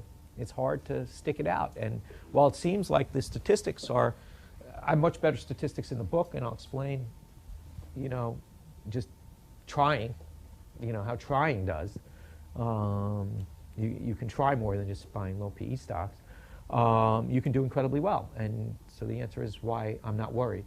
Or, when you can buy a reasonable bargain, it might not be a time that's easy for people to buy, or people might not value the quality of in Buffett's case, a lot of times people won't value the quality of the business or understand the quality of business as well as he does, you know, the long-term prospects, even if there's, especially if there's a short-term blip. So anyway. Do you still, this is to Warren Buffett, in your opinion, do you still think that not looking at a stock price is an important way of looking at the valuation for a business? I think there was one line that Buffett's writing that he doesn't care where the stock trades when it's looking at the business. So is it still important? And how does that relate to mitigating risk? Well, he must have been referring to the fact that he's analyzing a business, so the stock price is not relevant. If the stock happens to be cheap relative to his valuation, then he would play. Also, over time, there's a great learning experience. You know, one of the other questions was, well, how do you learn an industry or whatever? Sometimes you find a company that looks cheap, and then you have to sort of learn the industry. You might not learn it well enough to feel confident, but you'll have to learn the industry. And even if the stock didn't end up being cheap, in other words, you look at a lot of things, right? You swing at 1 out of 20 pitches. Well, how do you even analyze the pitch? There's different levels of research that you would do to get there. If it continues to look interesting as you're going along, you keep working on it. At the end of the day, when you're doing your papers, you might pick something that looked like, here's my thesis. And I don't know what percentage, but at least 80% of the time, it's not going to be as cheap, or there's going to be some issues, or not going to understand it well enough, or whatever it is, probably a lot more than 80% of the time. So your write-up will be, this is the valuation work I did. I thought it was going to be cheap for these reasons. It turned out it wasn't. Or it turns out my confidence level wasn't high enough, and this was the closest I could come up to the valuation, but I wasn't sure of these things, or whatever it might be. And that happens, but that's a learning experience. You learn that industry. And if that industry gets totally whacked at some point, you now have a basis to go evaluate it, and you're a little ahead of the game because you understand the industry a little better. So I think that's what Buffett's really referring to. He can only invest in, you know, if he looks at his value lines, which is what he looks at, right? Everyone know what a value line is? You know, so it's a little, you know, they put out little pages on each thing. And Buffett, by this time, after many years, he can only invest in, you know, 500 to 1,000 companies at most, and, you know, that are big enough for him to invest in. And over time, he's gotten to know them. So now you just look for companies that are out of favor for a particular reason, or have taken a hit in the short term. You've already done a lot of your research. You can act a little more quickly. You can act with a little more understanding. And I think so it always pays to do that research. And he's happy to evaluate a company and not worry about price, because at some point it may come to him. The price may come to him, and I think that's why, you know, it's valuable. And I think we've found some of our investments looking at one thing and then finding, hey, this company in the same industry is even cheaper or even better, you know, and while we were doing our comparison. And so you might like the industry. In other words, the whole industry may be cheap, but maybe you find even a better play by doing research on one of the companies that you originally found cheap. We'll also spend some time going through some stock screens. They don't have to be particularly sophisticated, but there are different ways to search for cash-rich companies, or low PEs, or high returns on capital with low PEs, or just sifting through things. Or even, you can even look, some people look at this, and actually if you look at the What Works on Wall Street book, a lot of my friends still look at the new low list, okay? And if you looked at the statistics, that's the worst place to look on a momentum basis, the worst place to look for stocks. And I don't use momentum in anything that I do, but the statistics say 1 year momentum is very important for, if it's good momentum, that's good for the stock. If it's bad momentum, that's bad for the stock. But 5 year bad momentum, okay, in other words, if the stock's way down over 5 years, that's a positive sign. So 1 year bad momentum is pretty much the worst place you could look. 5 year is one of the best places you can look. I don't look at either. And there's still plenty of bargains. I mean, if you're picking and choosing, a screen doesn't even have to be a good screen, but it could pick up a few things that you wouldn't have found otherwise, as long as you're doing the research afterwards. It's just a new list to start analyzing things. And we'll go through a bunch of those, and I'll give you some good screening products to use. How do you look at cyclical? how do I look at cyclical businesses?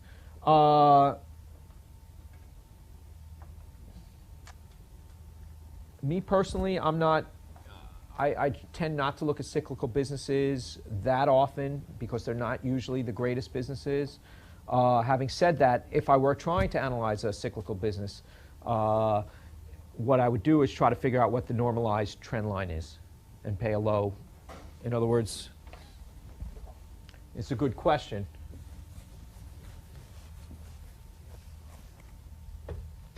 But if your earnings run like this, you know, I try to figure out this is the normal earnings line and pay a low multiple to that. It's harder to project. They're not usually the greatest return on capital businesses, although sometimes they are. You know, if you have the right niche and everything else, and it just goes up and down. And you can, and there are sometimes big opportunities on the downside of those cyclical businesses. You know, you could say also a perceived cyclical business, like even though that real estate business, NVR, was, you know, real estate cyclical, you can still come up, you can still have a business that has a model that's not going to suffer that much on the downside. One of the things I wrote up in the book was Wells Fargo. I don't know if you remember the LEAPS discussion of Wells Fargo, and we'll discuss LEAPS later in the class too, you know, options and LEAPS for investing. And with Wells Fargo, it was possible that they lost money, you know, in the 90s recession. It was definitely possible.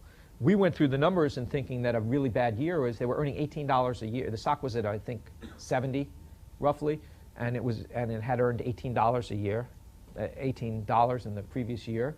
But there was a big bust in the California real estate market, and it was a question of how much losses they were going to take on their loans.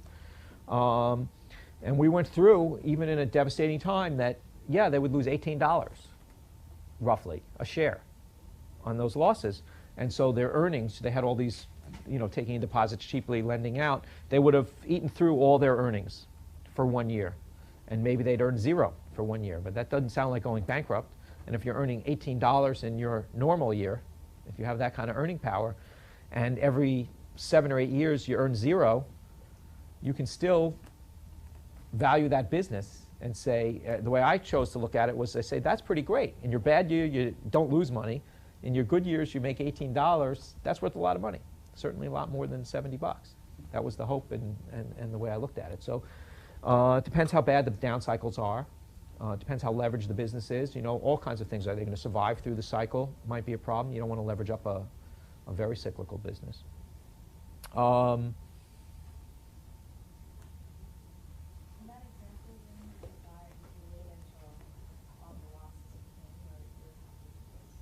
Well, that's a good question. When, you know, I don't try to trade because over the years I learned that I can't trade. I'm not very good at trading. So basically I do my valuation work and say, is this thing cheap? Okay. And if it's cheap, because I think normalized earnings are close to 16 bucks and it's trading at 70, then I buy it. I don't say it's going to go down to 60, which it did. When the bad news comes out, because sometimes it doesn't. But the risk reward, you know, then it went up to 250. So the risk reward was like 10 down and 180 up or whatever. And so you could be very cute trying to wait for those kind of things. And I learned that it doesn't pay to be cute, and it makes life very simple. You do your valuation work. If you can buy it at a big discount, that's going to get you a good rate of return. And part of what calculates to a good rate of return is based on experience. You know, generally anywhere in the 20 to 30% a year range, depending on how risky it is, passes my hurdle, you know, of doing well. Sometimes you get lucky. Sometimes you get unlucky and you only made 15%. Sometimes you were wrong and then you don't make money. But if you're right, you'll eventually make money.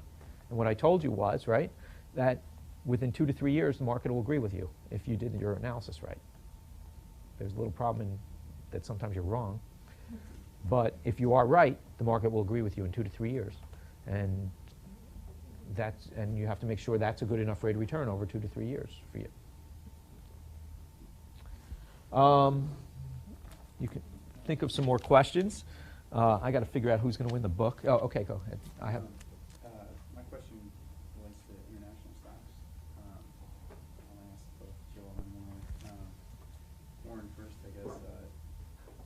You've avoided, with the exception maybe PetroChina, recently investing abroad, although it seems at times there are better opportunities abroad. So apart from the argument that maybe there's enough to do in the United States, there seem to be at times better opportunities to invest abroad, yet a lot of very smart value investors stick to the United States. What are the pitfalls that they feel they would run into by investing in countries overseas? Off the cuff, it doesn't strike me as necessarily that difficult to handle the accounting issues, so Mhm. you can speak to that. Well, I'll speak for myself first.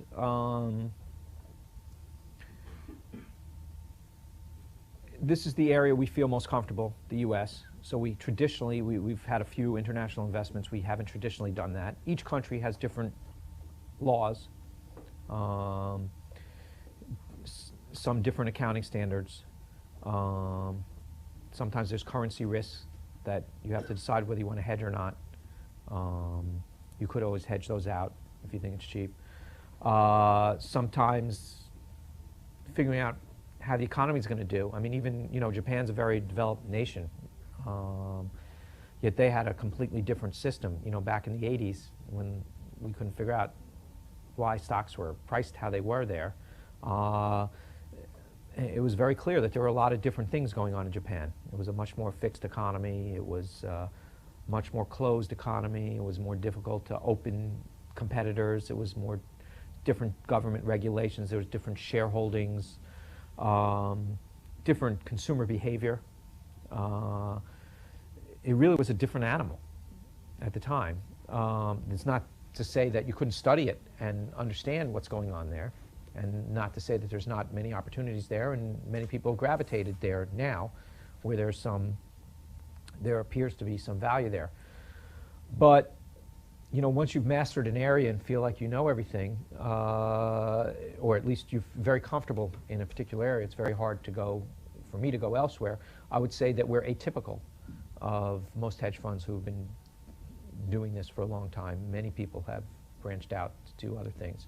One of the benefits we've had of staying small is that we don't need to look elsewhere. If we had billions and billions and billions to worry about, we might have to look for greener pastures, and we haven't had to do that. And I think Buffett sort of has to look for greener pastures at this point for some of his money. I don't think it's ever going to be a big chunk of his money, and then that's another answer to your question. It's not taking a big bet to put 5 or 10% of your assets in, if 90% still here. You don't really have to have a leap of faith to really do that. You just have to have what perceived as a great opportunity. So there's plenty of opportunity out there, probably less efficient markets. There's just more to learn. And there's sometimes cultural things and that aren't just legal issues or accounting issues and things of that nature that you might not understand quite as well as someone who's sort of grown up here for 25 or 30 years.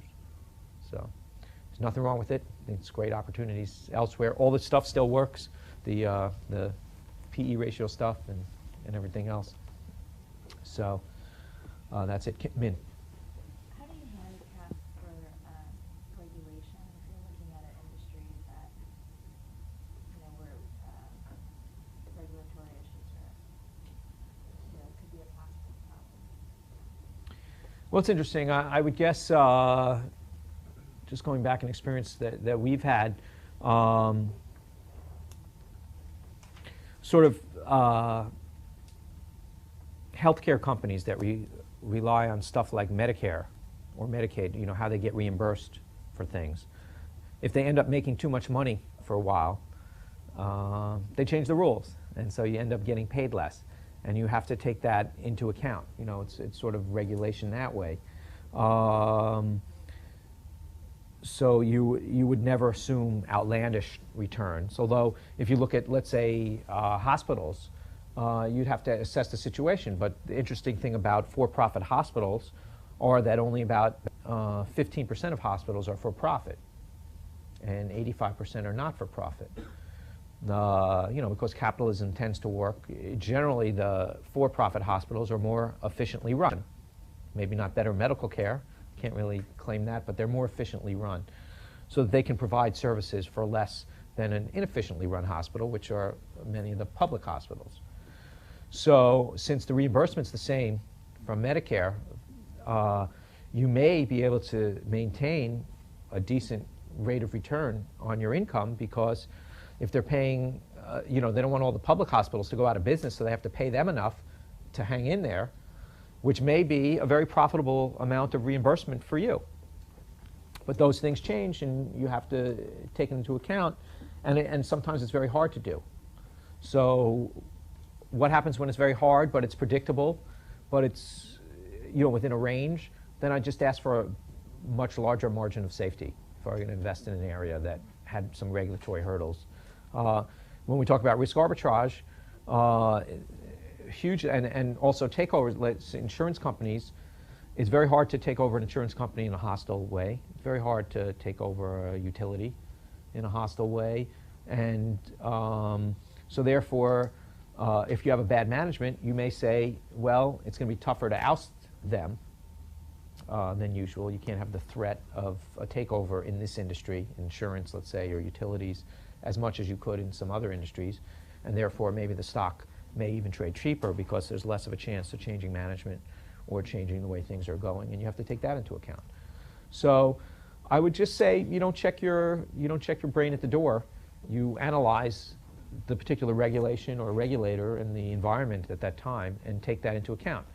Many times, if I can sort of figure something out but not as well as I'd like, I just demand a bigger margin of safety when I invest. Give an example when some of these theories didn't work in an investment you made. Well, I'll give you one from Buffett's book, and I'll give you one of my worst investment. But Buffett talks about Burlington Industries, okay, many years ago, and he was in the textile business too. Berkshire was originally a textile business, and this is how he defines what is a bad business. When he had an investment to look at, to buy a new machine, right, in his textile business, or when Burlington looked at a new machine, there were all kinds of new looms and different ways to, make the fabrics, and gee, we'd cut costs by 40%. If you buy our machine, we'll cut costs by 40%. And so they would buy the machines to cut their costs by 40%. The only problem was what? Everybody else bought the same machine.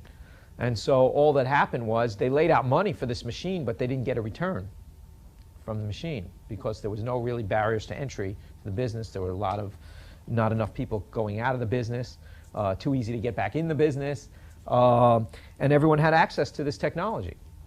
So it didn't have a brand name really. I mean, somewhat of a brand name, but what Buffett described was, gee, we made coat, linings to jackets. No one really cared that they owned a Berkshire Hathaway or a Hathaway lining. No one really cared. And so they didn't really have that pricing power issue.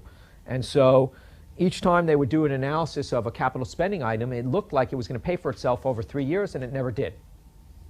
And so that was his definition of a bad business. And so his worst investment was probably Berkshire Hathaway, the original business. But he learned a lot from that. My worst business was investment came about in a little different way because Buffett had taught me about that part. So I was really interested in a business that earned high returns on capital, had a good franchise, and good growth prospects, what I perceived. So my worst investment was a company called Key3 Media. And we bought this very well. It actually started out as one of my best investments. there was a merger, and there was a company, I believe it was a merger, it was the bankruptcy or merger, and a spin-off came out called Key3 Media. And we were able, before the merger was completed, we were able to create, by going long and short of stock, we were able to create stock in Key3 Media at $3. Now, Key3 Media was a trade show. They own trade shows. One of their trade shows was called Comdex, which was the big computer show in Las Vegas. It had 1 million square feet of trade show. And the way a trade show works, I thought this was a great business. And just to save you my,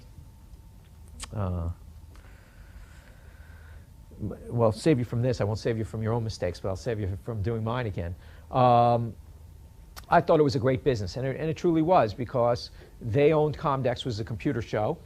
They were renting out 1 million square feet in Las Vegas, and the way it worked is that they rented the space for $2 a square foot, and then they rented it to the computer companies or the computer suppliers or whatever for $62 a foot. Oh, and they didn't have to own the space, right? They just rented the space, and if they needed another 200,000 feet because the show was taking off, they'd go rent another. There was enough space in Las Vegas, they'd rent another 200,000 feet for that show, and it cost them $2, and they'd rent it out for 62. And every year the price would go up. It was 58, 61, 62, whatever it was. So no capital in the business, pretty good margins, you know, no cost to expand. Right? I mean, the operating leverage was huge, right, as the thing expanded. Now, I was involved with this thing around 2000 or 2001. And one of the things that was going on was the internet boom, you know, the technology boom. And you would think that, gee, of course you're an idiot. You know, of course this is booming now, and the bubble's going to crash, and no one's going to rent.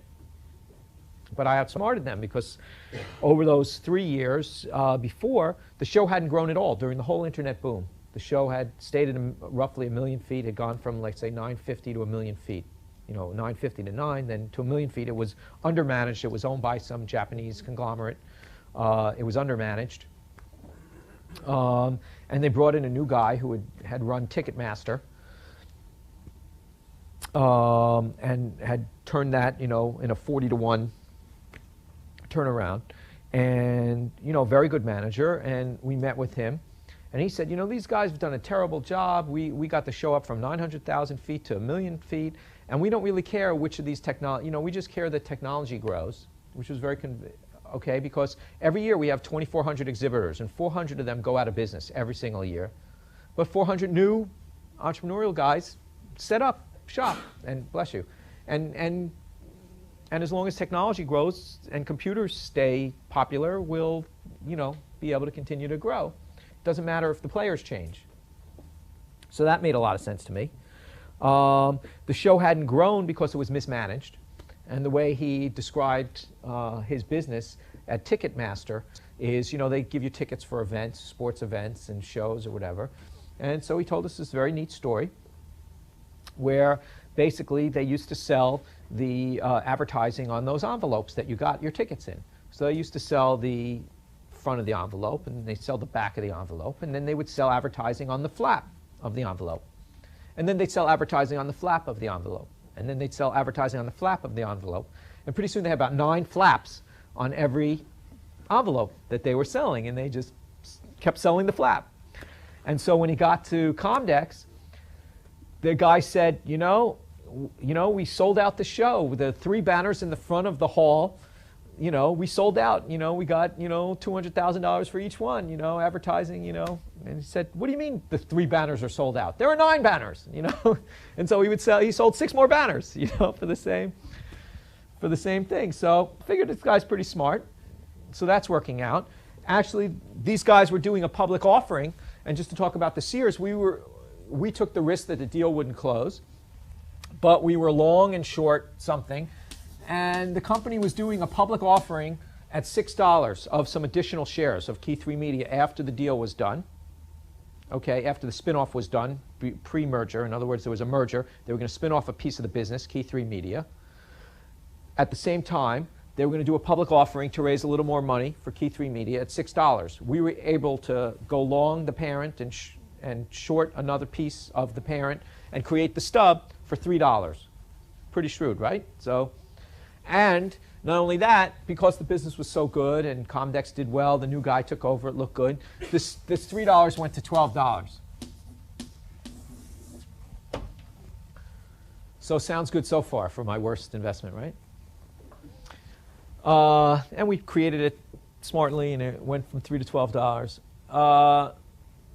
So here's one thing about operating leverage that I didn't realize. You know how they were selling that space for $62, and it cost them $2, and that's great, because every square foot they added, they got $60 dropped straight to the bottom line. So who knows what would happen if the show shrunk, like less people rented space? Any thoughts? Yeah, every foot you lose, you also lose $60 straight to the bottom line. Okay, and after and apparently, what really was happening in Comdex and why it wasn't growing, even though there were all kinds of peripherals and internet things related to the computers and everything else, is the internet shows were, they became much more specialized. The computer box was really like a commodity. They didn't really have to be at Comdex for that long, and I think the internet boom was masking the fact that that really their main business, the computer business, was really shrinking during that time, and they were filling it up with all these ridiculous new ventures that wanted to be there, and it was one of the big shows, and everyone was going to be there, and everything else. And actually, over a 3-year period, I think the show shrunk from 1 million square feet to 200,000, and then closed. And me being shrewd, we got out at about 1 before it went bankrupt. So it felt worse because, we went from 3 to 1, so it wasn't so bad, but it had gone up to 12, so that was pretty much terrible. So I hadn't, I thought I didn't really understand the technology world that well, and clearly I didn't understand, what could happen to a trade show business. Now there is no Comdex anymore. They actually closed the show. We had it wasn't a very big company, and we had a large stake that was difficult to get out of, was one of my excuses for not selling, because I couldn't get out of a lot. So that's one of the disbenefits to owning a lot of a very liquid company. And luckily we made money that year anyway, because we had some other good stuff, but this was a killer. And, we analyzed it wrong, and then we're very slow. There were many, you can imagine, there were many times along the way that we could have gotten out with a profit that we didn't. So we compounded our mistakes by waking up too late. So I wish you hadn't asked that question. It just brings back bad memories. But anyway, that's what happened. So and it didn't happen that long ago, which means that I've been doing this a long time and still goof up, and took a home run and turned it not too good. Yeah, so the book is a big advocate of franchising and growth. And so in terms of sectors, Dustin, newspapers were great because he liked local monopolies, he liked consumer products. But now it seems like he's going to utility and energy with this acquisition, and then PetroChina. What sector do you think he sees as having franchise, and why? What I would say, I can't really speak too much about the China investment, but as far as utilities, what I'm seeing is that he's buying bonds. We're looking at our coupons from, earnings as coupons, that are growing. Okay? So I think that's what he's doing. He has a low cost of funds. The cost of funds in general are pretty low. He probably wouldn't have to borrow for a lot more than the 4 and change of the 10-year bond, but yet he can create float for a lot cheaper. And if he can put that to work at 10 or 11%, where it's regulated 10 or 11% with a little growth and everything else, that's a pretty good return in today's market. So he can do good returns on equity because he's getting some of his float from having an insurance company where it's not all equity that he has to put up. If you put up just a small amount of equity and get a lot of stuff to invest in, with leverage, that 10% could turn to his 15% no problem. And so I think what he's doing is say, hey, that's a steady coupon, energy demand is going to grow, regulated return, where I have to get a return on my assets that's pretty good, much better than I can get elsewhere. And these are and this is a good way to put to work a lot of money.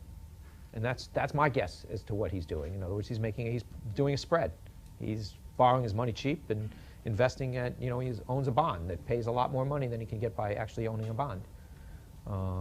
So that would be my interpretation of what he's doing. I mean, that's what he's doing in all investments, right? I mean, you're just waiting for the coupon. You're hoping it grows and that eventually you'll be, earning a good rate of return, or that, look, this investment's only earning me 6% this year, but in 5 years, that coupon's going to be 15% because earnings are growing so much, based on my current purchase price. And, that's sort of another way to look at what you're doing, if earnings are growing. And so your coupon will keep growing. You'd rather have that 6% growing to 15% and then still growing after that than a flat 6% a year for a period of time. Just go over a few things. Well, the market's been going down for the last few days, so why would Buffett say, that sounds good? I don't mind that. It's $40 billion in cash that we sitting on? Right. It's partially it's $40 billion in cash. Partially, like, I don't know, you're sitting in business school now. Even though it would seem terrible and probably not that many people would be hiring, if the market were to fall 40% while you're still sitting here, right, that would be better than if it does once you start, right? In other words, you now have, well, assuming that actually if it happened right when you started, it would seem like a bad thing to do because it would be tough to get a job, but it would actually be a great opportunity for you over the next period of years where you'd now have a lot more upside in the investments that you can make. So if you have a long-term horizon, you're sort of rooting the market down to create opportunities, and if you're going to be earning money. And I try to think of that when the market's going down. What's another part of Buffett's strategy that he talks about? Is portfolio strategy.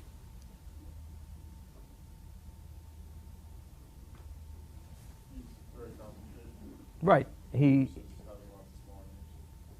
Right. In other words, now he has to have some more names, but he's very concentrated for the amount of money he has. But if he had a small amount of money, he probably wouldn't own, 30 stocks. He'd own maybe at most 5 to 8 different opportunities. He's actually owned 40% of a company. We're going to have a whole class about portfolio management, but one of the ways to make money, one of the ways that we've been able to make money over time is two. One, we've stayed small. Two, we've stayed very concentrated. We concentrate on the 5 or 8 positions that we feel the most confident about. And the best example I have of that is really, Buffett's example of you walk into town, you wouldn't go buy 30, there's 30 different businesses in town. If you just sold your business for $1 million and you wanted to reinvest in some of the businesses in town, would you just take an equal stake in all 30, or would you try to analyze them? And would you feel better if you were good at analyzing businesses? Wouldn't it be better to pick 5 or 7 of the businesses? Let's even talk about 5 businesses just real quickly because we'll have a class on this. If we talk about 5 businesses, and you put $200,000 into each, you analyze the 30 businesses, you picked your 5 favorites and put $200,000 of each. You had just sold your business for $1 million. We had all your money into one business. Now you're picking 5 businesses that you think are very good businesses in town, that will be there for a long time, that have steady earnings, that have good clientele, that maybe some of them have a brand name or just a long-time business that you feel comfortable with. Does that sound risky, dividing that money up into 5 different places? To me, it doesn't sound that risky, and that's why all the discussion about standard deviations and volatility and beta and all those things just sound silly to me. In other words, if you really, really believe what Buffett says, which is, I am buying a piece of a business, okay? I'm buying a piece of a business, and if I bought the whole business, I'd be paying this, so I'm buying a piece of it at that valuation, and I think that's 50 or 60% of what I think the business is worth, and I do that 4 or 5 times, to me that's prudent investing.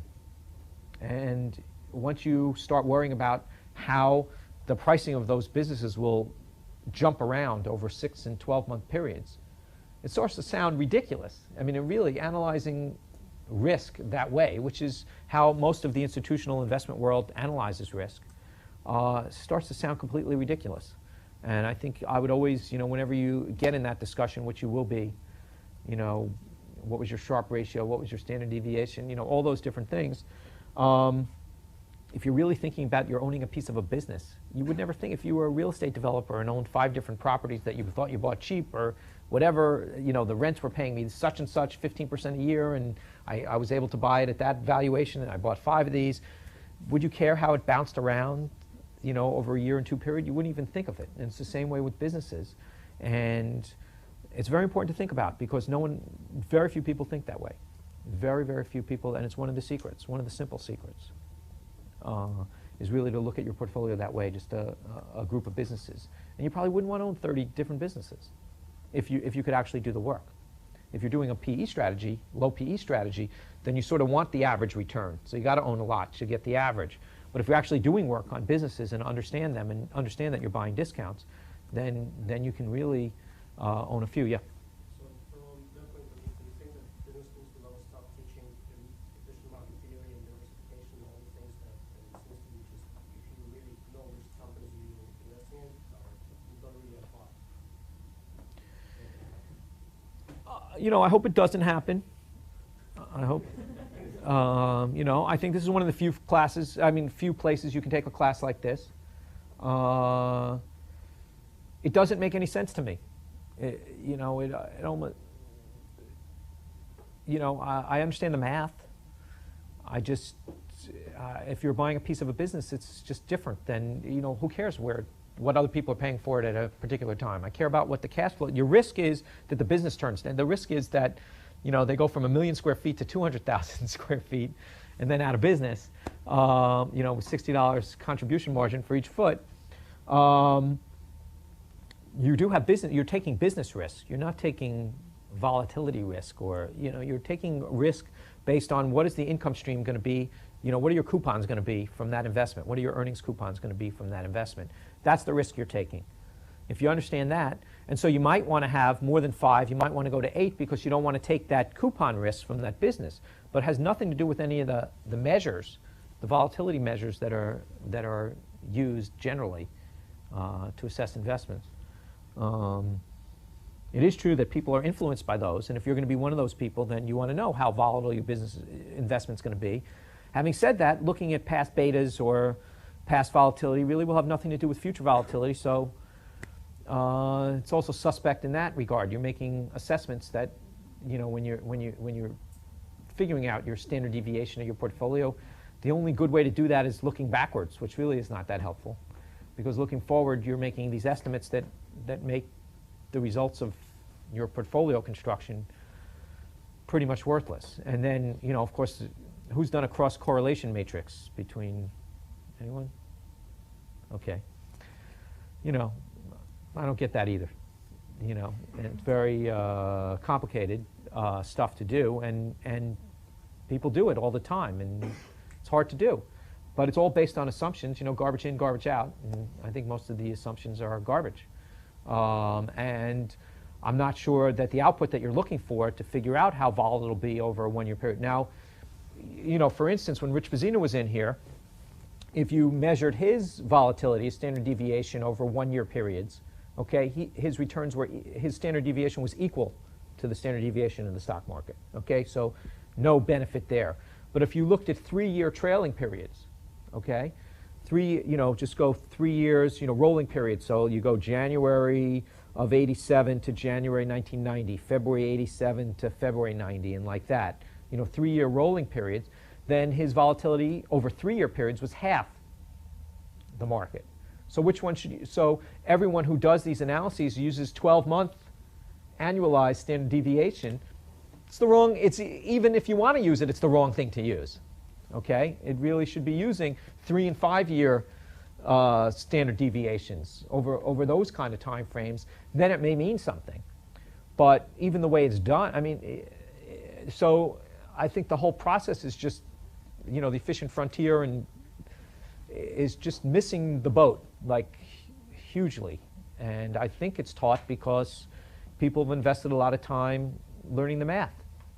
You know, I think Haugen wrote it up, said, you know, big investment in this theory, and it's elegant. It just makes assumptions that are completely unrealistic and, you know, not really that worthwhile in the real world. So I guess that's what I'd say about that, and I doubt that Buffett would, or I think he specifically said that. All right, so we covered that. Wanted to make sure I mentioned once again that you can't look at EBITDA without looking at maintenance CapEx. If you wanted to use EBITDA like Charlie did for comparables, that's fine if it's only one metric, and there's a good explanation for why you're doing that, because the CapEx is unclear and everything else. It's just one more metric you could use, but only in a comparable sense, not an evaluation sense, because EBITDA in itself means nothing. That's not how much cash you have. You have maintenance CapEx. All right, we talked about previously Mr. Market, and Buffett's great example was the Washington Post story that he writes about, where he said, gee, you know, at the time I bought the Washington Post for $100 a share, if you had asked any analyst on the street, you know, what would it be sold for if it was sold today, they all came out with $400 and $500. Okay? Yet they weren't recommending it because, you know, it didn't look good for the quarter. So I think Mr. Market does crazy things sometimes, and that's great in the short term. And what I told you in the long term is Mr. Market gets it right. Okay? There's a lot of reasons for that. You know, who can name some reasons why Mr. Market gets it right over the long term? Short term, we read the paper, right? We saw stocks bounce around tons. Yet, so Mr. Market's crazy, then how does he get sane over the long term? Well, the fundamentals of business sort of reveal themselves over the long term. I think that's the big... Mm-hmm. Right, I think that's the big picture answer. There may be uncertainty right now and fear or whatever there might be in the stock price, but over time, whatever those fears or issues were, resolve themselves. Now, it may take 2 or 3 years for those things to resolve themselves, but eventually they do, right? And then smart people, if it's still trading at a bargain, will buy it. People who are doing the analysis will buy it when the uncertainty is done. And that could take 2 or 3 years. It could happen in 6 months, could happen in a week. Could happen, generally it happens within 2 to 3 years, almost always within 2 to 3 years. That happens. Another thing that could happen is company sees their stocks cheap, they might buy it back. They may buy it back when it's overpriced, but if a company sees that stock is really cheap, they may view that as a good investment. That's another way that stock prices get pushed up to fair value. Another way would be what? Takeover, or threat of takeover, right? You don't even really have to have a takeover. Just, you know, if you buy all the shares up, that's all, you own the company. So the fact that that can happen at some time, if there's not too many takeover barriers, means that the market, eventually the stock will start trading towards what it's worth. Otherwise, someone's going to come in and do it for you, either a big company. So that's how Mr. Market gets rational over a period of time. And even statistically, if I look at it, it generally, on average, happens even in a year period. But almost always it happens within 2 to 3 years. Not always, but almost always it happens within 2 to 3 years. And that's such a powerful concept. It's like, forget the market, okay? I want to do my analysis. If there's a big enough discount, I'm going to assume that over the next 2 or 3 years, I'm going to get my money. And if you just keep thinking that way, forget about anything else. It becomes a very simple process. It becomes a process of how good a valuation can I do? And if the stock's at 10 and you think the valuation range is 15 to 20, that may be close enough, depending on when you think it's going to be there. But even over 2 to 3 years, that's still a pretty good rate of return. So you might not have to pinpoint exactly what it's worth, but if you think 15 to 20, it's at 10, that's kind of interesting. You know, one of the investments we had a number of years ago was Foot Locker, a simple investment. And there, it was a very simple story. Stock was trading at 10 times earnings. Stock was earning $1, and it was trading at 10. It hadn't grown in a bunch of years. They thought they had, you know, opened up enough stores, and I guess that's why it was trading at 10. There was a bunch of cheap stuff out there. But we just did a little work, and they had a chain, I think it was Champs, was one of their chains, sporting goods, and basically it sold sneakers, but it was a big box store. They were losing a shirt in a number of these big box stores. And frankly, when you added it all up, they were losing 50 cents a share in these big boxes. The regular little sneaker stores did very well. That was where all the money was being made. So really, they were earning $1.50. You're getting the idea, right? They were earning $1.50 in the sneaker store, losing 50 cents in these big box stores. And over the next 3 years, all these money-losing stores were coming off lease. You know, 1/3, 1/3, 1/3. So what you really had was $1.50 in earnings, $10 stock. We came up with a valuation of somewhere between 17 and 20. And at $10, it was kind of a no-brainer. And so, you know, we didn't have to pinpoint the valuation or even know whether it was worth 22 or not. We had plenty of margin of safety to find that. And we didn't even have to predict the future that well. We could just assume, hey, you know, the business stays flat, which we think it's growing, but let's assume it's flat, and we have this free money coming to us. So that's a good example of a good investment.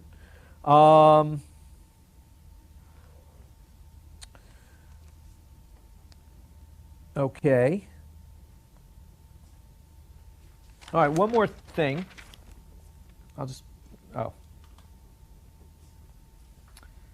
Now, Melissa, what did we see on the way to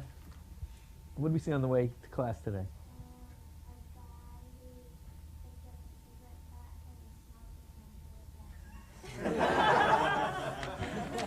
Is that a true story? She asked me, said, why'd that guy do that?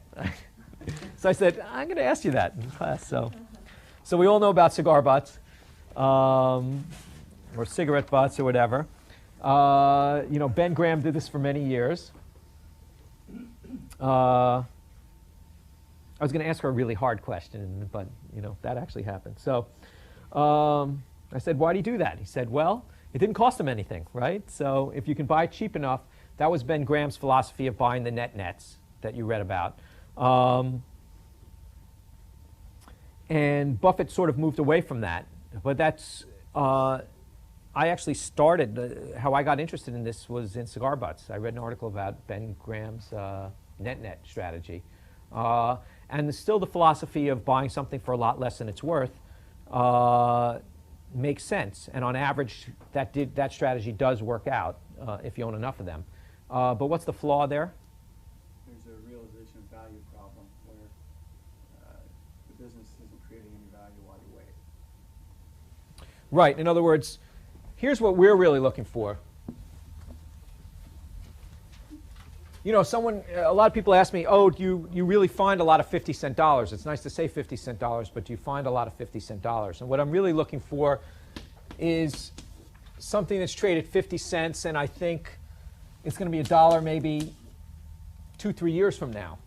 And that's how I might find a 50-cent dollar. That's the way I think about a 50-cent dollar. Now, if you think it's worth 75 cents now and growing to $1 in 3 years, you know, that's pretty good. But instead, if you bought a cigar butt for 37.5 cents, a 50-cent dollar, and that's destroying capital, and it's down to 50 cents in 3 years, and you still don't have your money, your rate of return over that period of time, even though you didn't lose money, is not that great. So what you're really looking for is the 75 cents that's growing and not the 75 cents that's shrinking, and that's where your margin of safety gets lost in the cigar butt, but still make your money. So I guess what I would say is I started there. I made some good money buying cigar butts. And you can still make money doing that, but there are better ways to make a living. So, and Buffett's made a big point of saying that. The only other concept I wanted to talk about, not even a concept, just a measure, Buffett talks about owner earnings. Okay? And he basically, what's his formula for owner earnings?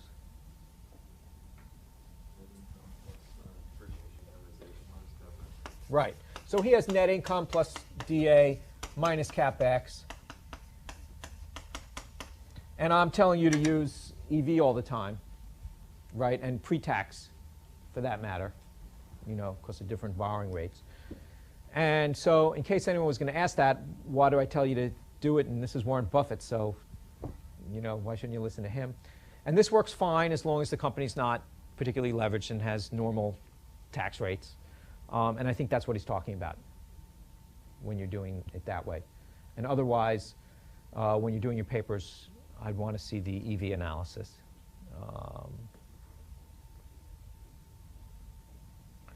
And the other thing I would want to see before I let you go is not only the EV analysis, but also, obviously, your return on tangible capital analysis. I'd like to see some comparables. So when you write your page up, you can list, this was cheaper than comparables, this and that, but I want to see the comparable analysis on the back pages. You can describe the basic thesis like was done here. You can use these Charlie examples. I have another one. This was his most recent write-up. What happens now when he writes something up, the stock sort of goes up a lot. So you got to find someone else for good reason. Here. This is just his most recent one that he wrote up in July. Yeah. When you say you want comparables analysis, do you mean just one versus comp, or do you want to look at a couple of comps? Let's assume you're doing an analysis. If you're very comfortable that this is I would feel more comfortable with more comps. Sometimes there aren't. And I want an explanation of that. So we shouldn't average the comps.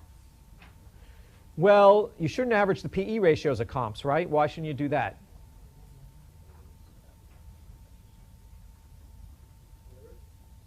Right, different cap structures. I want to see an EV analysis. You see that in analyst reports. You say, the average PE for the industry is, 13. But if none of them have any debt, or all have the exact percentage of debt equal, which is rare, then that's fine. But if they don't, that's kind of a worthless analysis. Also, you might want to do a bunch of comps, but then say, these two are the closest. These are the ones that I think are the closest. Now, what's wrong with comparable analysis? Assumes the industry is fairly valued. Right, yeah, they could be all overpriced or all underpriced. And so that's just going to be one of your valuation. I don't mind looking at a dividend discount model if it's, give me the assumptions and you pick conservative assumptions. But that's just more of a check to see whether you're close. I really want to understand, why you're comfortable of projecting the business, or why you're not comfortable projecting the business after looking at it forward. And, I would once again look at it as a coupon that I'm going to be receiving over a period of time. And base your valuation on that. But I'd like to see all different kinds and see how they check out, between the comparables, between the dividend discount model, between any other analysis that you're going to be doing. Any other questions on anything or the assignment? Yeah. For your return on tangible assets, when you look at a business that has significant intangible assets that are, I don't mean goodwill, but Nextel International example, that Spectrum isn't a tangible asset in the sense it's not a machine, but it's not goodwill either. Would you include that, or would it simply be, is that included in your tangible assets? Well, how do you account for it, I guess, in that situation? Right. In other words, the question is, the balance sheet is what the balance sheet is. In other words, they have a certain amount of working capital, they have a certain amount of fixed assets in the business, right? If they already own the spectrum and they don't have to keep buying more spectrum, right? It's not relevant. If part of their growth plan in your projections is they're going to buy Venezuela spectrum and they're going to buy Brazil spectrum, and that's the way they're going to expand, then you got to include that as part of your CapEx, because you're going to have to keep buying the spectrum. Okay?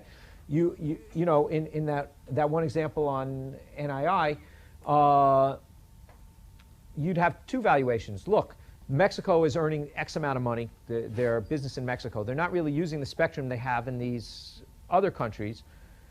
I would try to put a value on that. You know, what is that spectrum? Either if they sold it, or, you know, what's it worth? What do you think it might be worth in the future, and then discount heavily since they haven't opened the business. Anything else? How does that, I'm sorry, maybe I missed it, but how does that specifically affect your return calculation? You're saying if they don't have to, if there's no further reinvestment, you'd stick to the hard tangible assets? Well, the reason for that is what we're really trying to come up with is the incremental return on capital for any money reinvested in the business. Okay? So incrementally, we're not trying to really, even though we are calculating the historical return on capital, we're doing that to try to understand the business going forward. What is the nature of the business going to be going forward? So we're really looking to the incremental return on capital as an indicator. You might not get that. In the past, they might have done that, but now they're saturated and they're going to cannibalize their business, and they're not going to get those returns on capital when they open the new stores. That could happen, and you have to make that assessment. But as my first best guess, as just the broad thing I want to do is what kind of business am I dealing with? What kinds of return on tangible capital have they gotten in the past? And what we're trying to do, if I say that what I'm really trying to get at is what is the future incremental return on capital going to be in the business, and I don't have to keep on buying that spectrum.